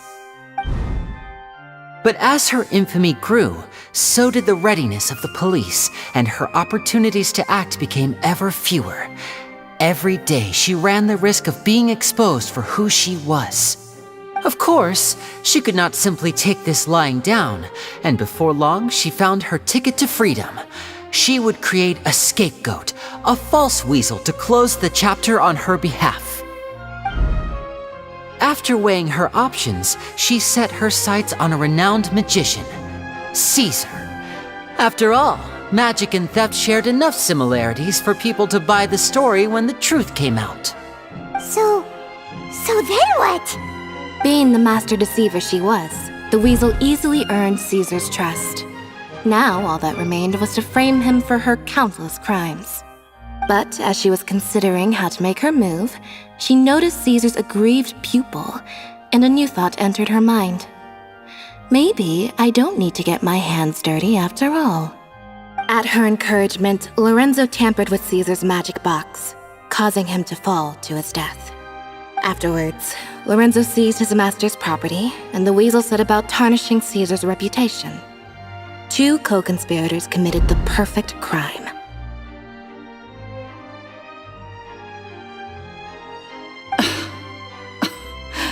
I've got to hand it to you. You're both exceptional storytellers. It's enough to make even me wonder whether there was really another mastermind behind all this, pulling the strings. But I just have one question. You seem to think that I am the villain in this tale. What's brought this on, Lyney? Is it something that Lorenzo said? Don't worry, Lorenzo said nothing at all. But I never believed that he was the weasel, and in fact, my investigation only made me more certain of that. He was too forthcoming with his confession, as if there was something else he was trying to hide. How disappointing. So you'd sooner trust Lorenzo than me, even without a shred of evidence? A magician is an expert at playing the audience to get the result they want, and I have no doubt that you, Gemma, are equally talented in this regard. With a little help from Lorenzo, you put on a very convincing performance. The lovesick fiancé, whose devotion to her betrothed is unshakable, even under threats of violence. Caesar was maligned and hated by all for 10 years, but you? Everyone sympathized with your plight. Who would suspect for 1 second that the lovely young lady always seen weeping in front of Caesar's grave was actually the mastermind behind his demise? No, not that poor lady. Perish the thought. Wait, so you mean the whole intimidation thing was just a hoax? Gemma and Lorenzo were both in on it? But why would Lorenzo agree to that? And why didn't he sell her out even at the end instead of admitting to being the weasel himself? Yes, why indeed? Maybe Gemma herself could enlighten us on that question. Well, Lyney, if you're so confident in your version of events, then I think the answer should be obvious. Having killed Caesar with his own hands, Lorenzo was plagued by overwhelming guilt. Revealing the Phantom Weasel's true identity would serve no purpose. But if the weasel remained free, then she could take care of Lorenzo's loved ones. An excellent answer, though sadly a little dull. Is that right? Well, don't let me bore you. If you'd care to change the topic to something more interesting, I'd be much obliged. As a matter of fact, there's one thing I'd really like to understand. Why would the real weasel have targeted things that only have value to other people? Could you shed any light on that? Of course. After all, we're just telling stories here, aren't we? If I had to guess, I would say that the real weasel must have had a terrible childhood. Left to fend for herself after her parents died young. Betrayed, scorned, beaten. She'd scrounge waste paper from garbage bins to draw on, using twigs and dirt for lack of ink and pen. She'd sew ugly rag dolls from whatever scrap material she could get her hands on. This was her only source of happiness in life. But it was all she needed, and she was content. Until the world decided that even this was too good for her. Once again, she was betrayed. And this time, everything was taken from her. She felt like life was a miry pit that dragged her further down the more she struggled to escape. At that tender age, she should have been happy. Instead, she stood in the shadows and watched with envy as all good things in the world passed her by. This was a fate too cruel for anyone to bear. Her pain became a breeding ground for dark thoughts. Thoughts which festered and grew into a twisted solution to her troubles. I detest the happiness of others, in all its forms alike. I will rob them of everything they hold to be good and true, and it will fill the void in my soul. That's some pretty heavy stuff. Now it all makes sense. Does this story satisfy you, Lyney? Yes, it is quite to my tastes. Thank you for helping to clear up my confusion. Huh. That's right! What drove you to write that letter, Gemma? What were you trying to achieve there? Because without that, none of this would have ever come to light! She didn't write the letter. After 10 long years, I'd hoped that the Phantom Weasel would be consigned to the history books by now. But it seems like someone still wasn't ready to let her finally be at peace. Lyney. Or should I call you the Phantom Copycat now? You were the one who posted that letter outside the Opera House.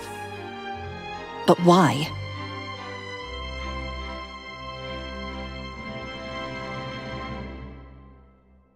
Very sharp, Phantom Weasel. Still as shrewd as ever.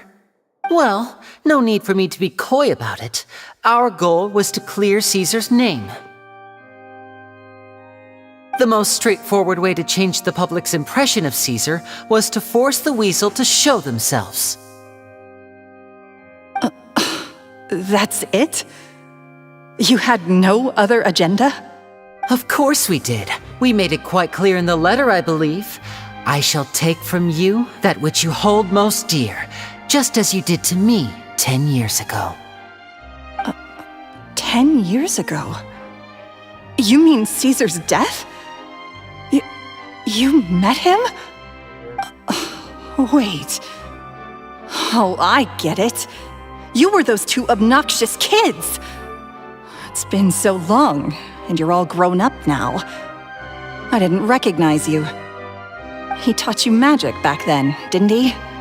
For what, 10 days or something? And you went to all this trouble.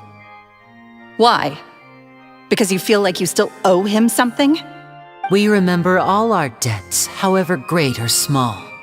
10 years ago, Caesar's reputation was torn to shreds, and his legacy was thrown out. 10 years on, and no one cares what the truth is anymore. But we did not forget, and so we came to find you. And? What exactly did you take from me? I'm still standing, as you can see. Lorenzo has admitted to everything. I'm free. Free? Do you really think so? Caesar once told me that even though the world is filled with lies and falsehoods, we must find our own truth. I think that applies to you too. Truth can take many forms. Prized possessions with nostalgic value, fervent hopes and dreams, and irreplaceable people.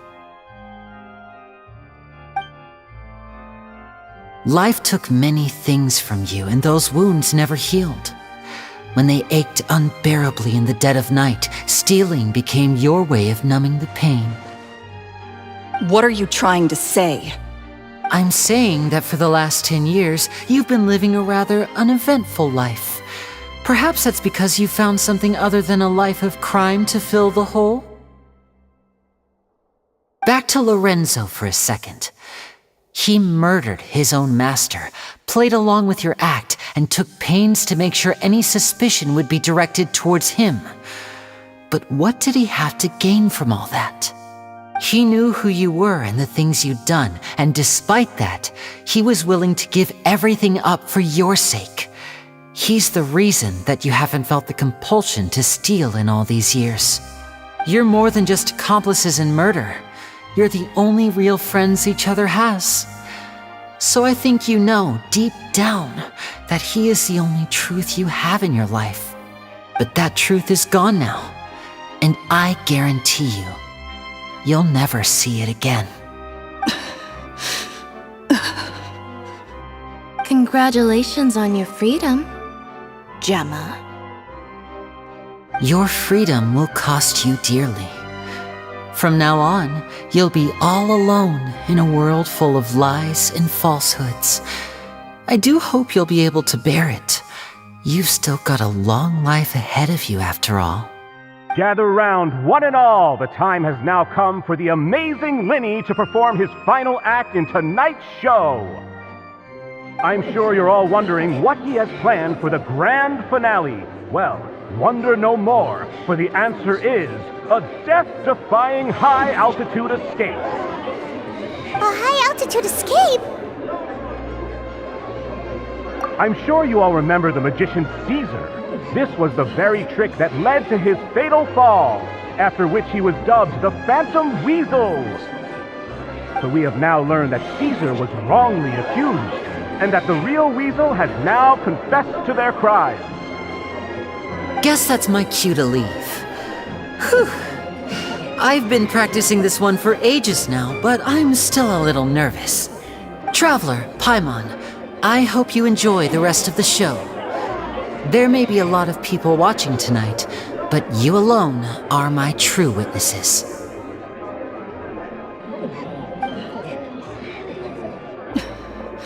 Lyney, wait.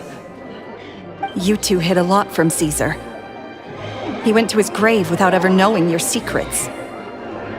So what about now? Are you an open book? Or are you still the same as ever? You don't have to tell lies to end up isolated and alone. One day, you'll end up exactly where I am today. Maybe then you'll finally understand. You're wrong. I'm nothing like you.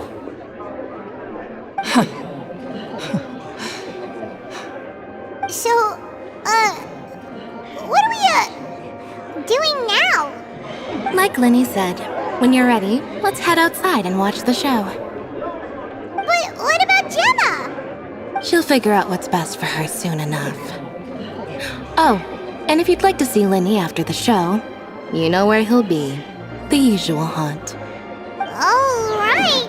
Well, let's go and watch Lyney's finale then. This trick's a pretty dangerous one, but he should be able to pull it off, right?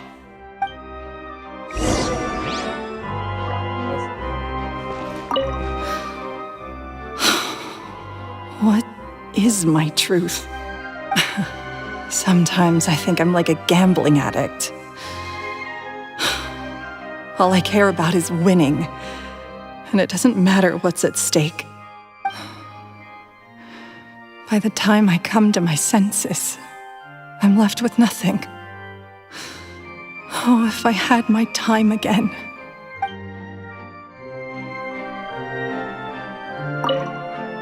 Magicians are not like thieves. Thieves only tear things apart. But good-hearted magicians, they put things back together.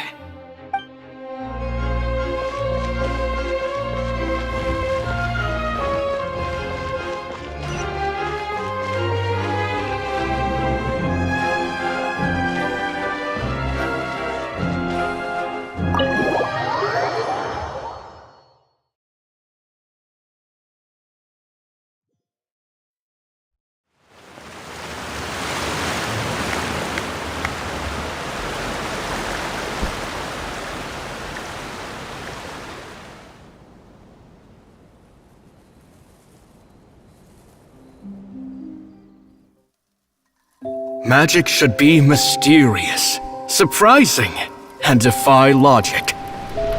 Magic is hard work. Every single movement has to be practiced thousands of times. It's alright. We're used to that.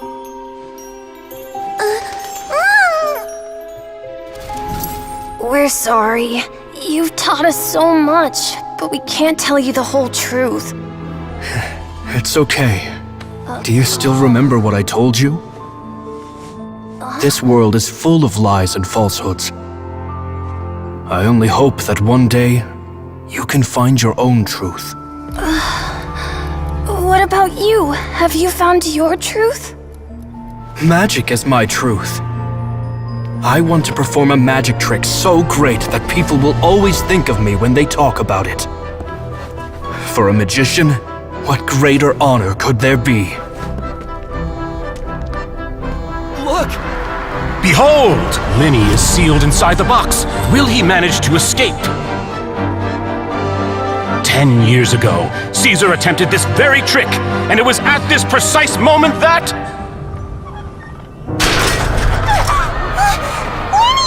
Watch out!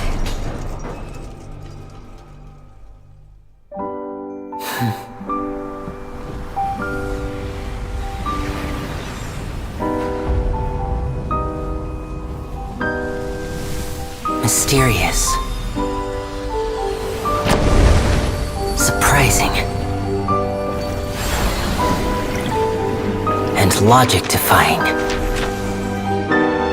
Isn't that right? This honor belongs to you, Caesar.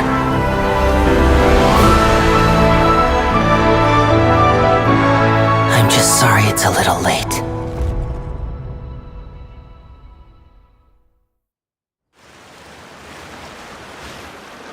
Did you see that? 1 minute he was falling, and the next, he turned into flowers. How could he possibly have done that? How mysterious. I didn't blink once. He just vanished, right in front of my eyes. What a heart-stopping magic show! This was really worth the trip. Caesar's name has finally been cleared, and Fontaine's new star magician Lyney has fulfilled a wish on his behalf. Oh, I couldn't ask for a better grand finale. It will make a great headline for the Steambird tomorrow, even if I do say so myself. Looks like everyone really loved Lyney's grand finale. Paimon doesn't see Lyney anywhere. Where'd he go? Oh, Lynette said he'd be waiting for us at the usual hunt. But, where is that? Oh, you mean the one where Caesar's buried? Yeah, that's probably it. This whole magic show kinda seemed like Lyney's way of saying goodbye to Caesar. So it makes sense that that's where he'd be afterward. Alright, let's go look for him there.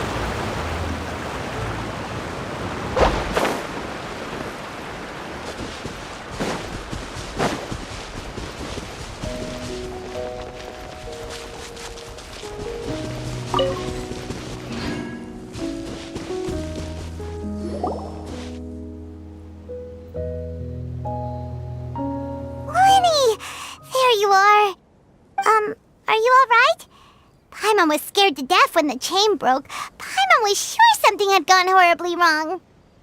Magic is a performance art. A magician has to get creative to keep the audience on tenterhooks. That's our job. So I tweaked Caesar's original setup a little to keep it fresh. I was honestly a little nervous during the live performance. The thought of falling, suddenly feeling weightless, seeing the sky and the ground spinning and spinning. Sometimes, I can't help but wonder what Caesar thought in those final moments. Did he regret taking Gemma and Lorenzo on? Or did he believe that it was his own slip-up right until the end? You know, Paimon's been wanting to ask you about something ever since we were in Caesar's workshop. You learned magic from Caesar once, didn't you? When was that? After I joined the House of the Hearth. To be honest, Lynette and I had an agenda when we approached him. I told you about my past before, remember? As a young boy, I survived by secretly learning magic from street performers. I'd watch their tricks and try to figure out how they were done. But I quickly realized that observation alone could only get me so far. What I saw was the polished final performance, but the rigorous training they put in behind the scenes remained invisible to me. I needed to learn how to improve my sleight of hand, hone my misdirection skills, and make niftier props. We were gifted enough that we'd made some progress by ourselves, but without proper guidance from a professional magician, we quickly plateaued. So that's why you sought Caesar out? Yes, we figured there was no harm in asking, but it took us by surprise that he was so willing to teach us. In all, we only spent 10 short days together, but he was very good to us. By contrast, we hid so many things from him. For instance, when he asked why I wanted to learn magic, I answered, "It's my passion." But in truth, there was already a lot more to the story by then. After being taken in by an aristocrat for our magic talent, then betrayed soon after, this was no longer about me doing what I loved.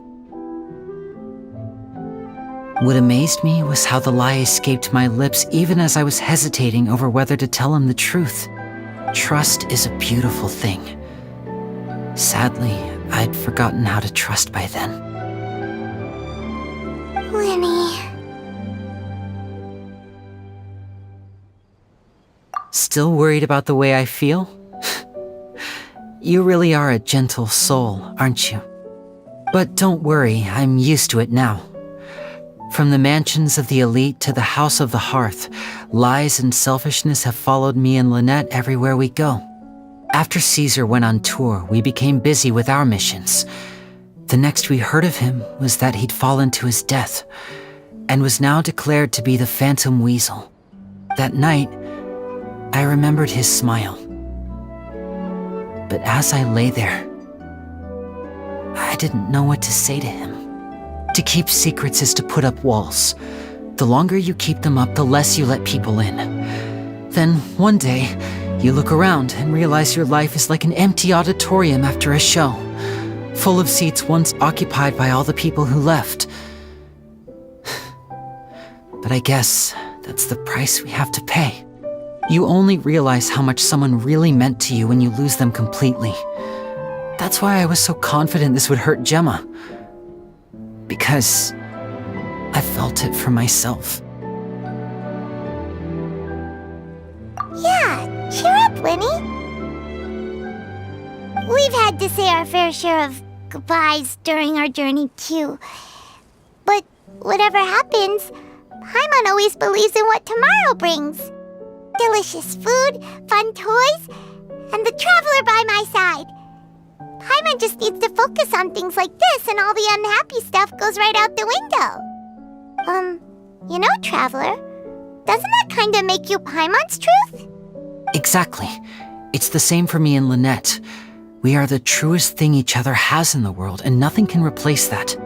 Life has taken plenty from us like it did from Gemma, but at least it left us with each other. That's what gave us the strength to get through the darkest days. That's why the darkness never consumed me and why it never will. Maybe we live in the shadows too, but we remember every precious ray of light that shines through. All right, time to lighten this conversation up a little. What did you think of the show tonight? Were you happy with it? It was amazing! Paimon just wishes we hadn't been so distracted with the Gemma situation. We spent most of our time in the Opera House just talking and pretty much missed the entire first half of the show. Lyney, could you do just one more trick for us? Whoa, that's a bit of a tall order, I'm afraid. The show's just finished, so my sleeves are decidedly card-free right now. Aw, come on! Surely you can think of something. The Lyney Paimon knows can do anything if he puts his mind to it. Oh, all right then. I'll give it a go, but only because it's you. Watch closely. I have a flower in my hand. You liar! There's nothing in your hand! We ain't going along with this! Huh? My goodness, you're right! But I could have sworn I brought one here with me. Okay, try this. Count down with me. 3, 2, 1. 3, 2, 1! Now, have another look around. Maybe the flowers appeared somewhere else. Really? Let's see. Wow, there it is! Oh, this is a different flower from the last time, right? This one's called, oh yeah, a rainbow rose. But more importantly, Paimon has to know how the trick is done. Please, Lyney, pretty please! Well, if you want to learn magic, you'll have to start by addressing me as teacher. Fine. Please, teacher, please! Since you asked so nicely, I'll share one little tip with you. Namely, the student of magic cannot solely rely on others being prepared to reveal their secrets. You have to observe, think, and find the answers for yourself. Is that it? Look at the time. We shouldn't linger here too long. Thanks again for coming to see my show. I bid you both good night. I look forward to seeing you again. All right, fine. See ya. Shall we head back now too? Oh, Paimon can't wait to read The Steambird tomorrow. Paimon bets Lyney and Caesar will be plastered all over it. Let's head to the Steambird's offices tomorrow morning and see what we can find out.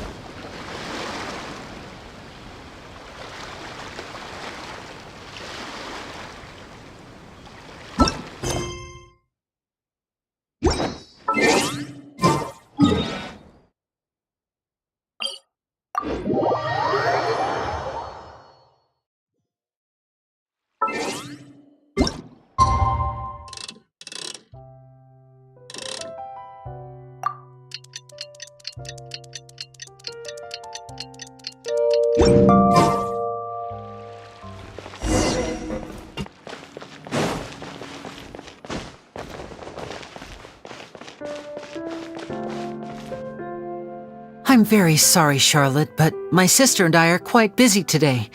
I'm afraid we'll have to decline this interview. Oh, please, Lyney, I'll only take a moment of your time, if you would be so kind. Huh? What's happening here? I spent all night writing my piece about the Phantom Weasel, and it was going to go to print this morning. But just as dawn broke, I suddenly received news that Caesar's fiancée, Gemma, had contacted the guards and confessed to having been the real Phantom Weasel all along. That was quick.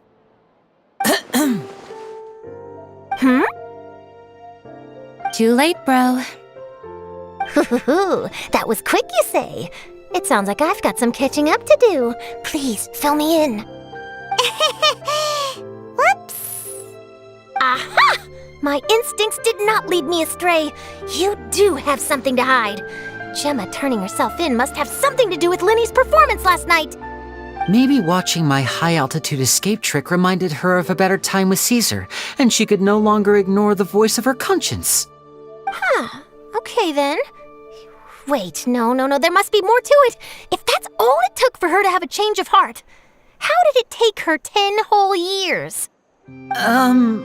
Well...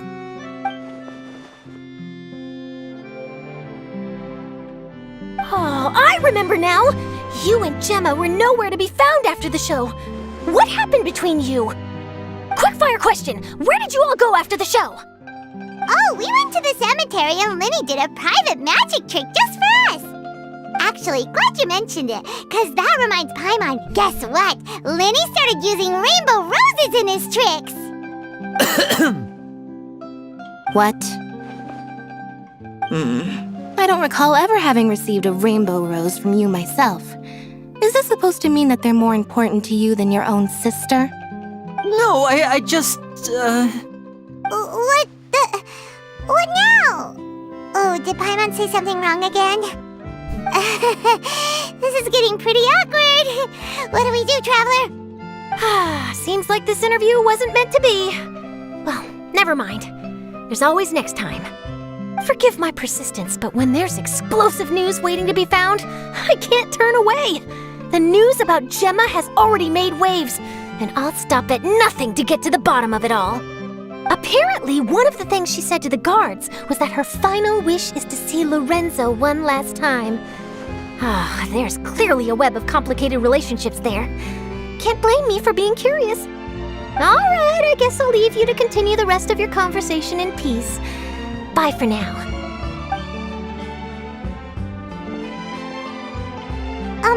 Lynette? Paimon didn't mean to... Don't worry, I wasn't angry. I was just trying to distract her. Oh, really? Oh, thank goodness. You scared Paimon there. Phew. You and me both, Paimon. You and me both. At least it did the job, right? Please, take good care of that rainbow rose. I'd be really upset if you lost it.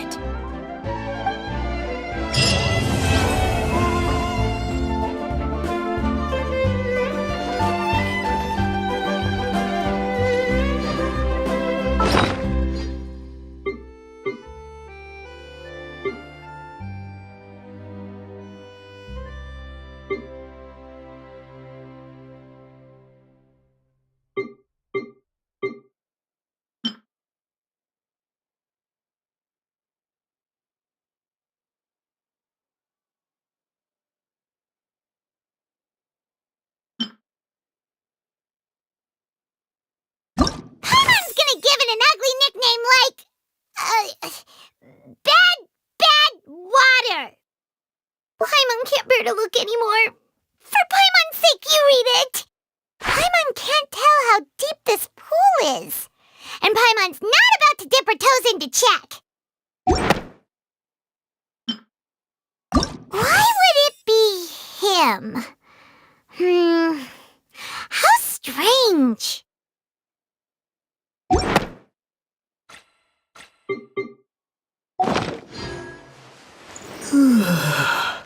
It should be fine. I'm sure it'll get resolved. Could not believe it.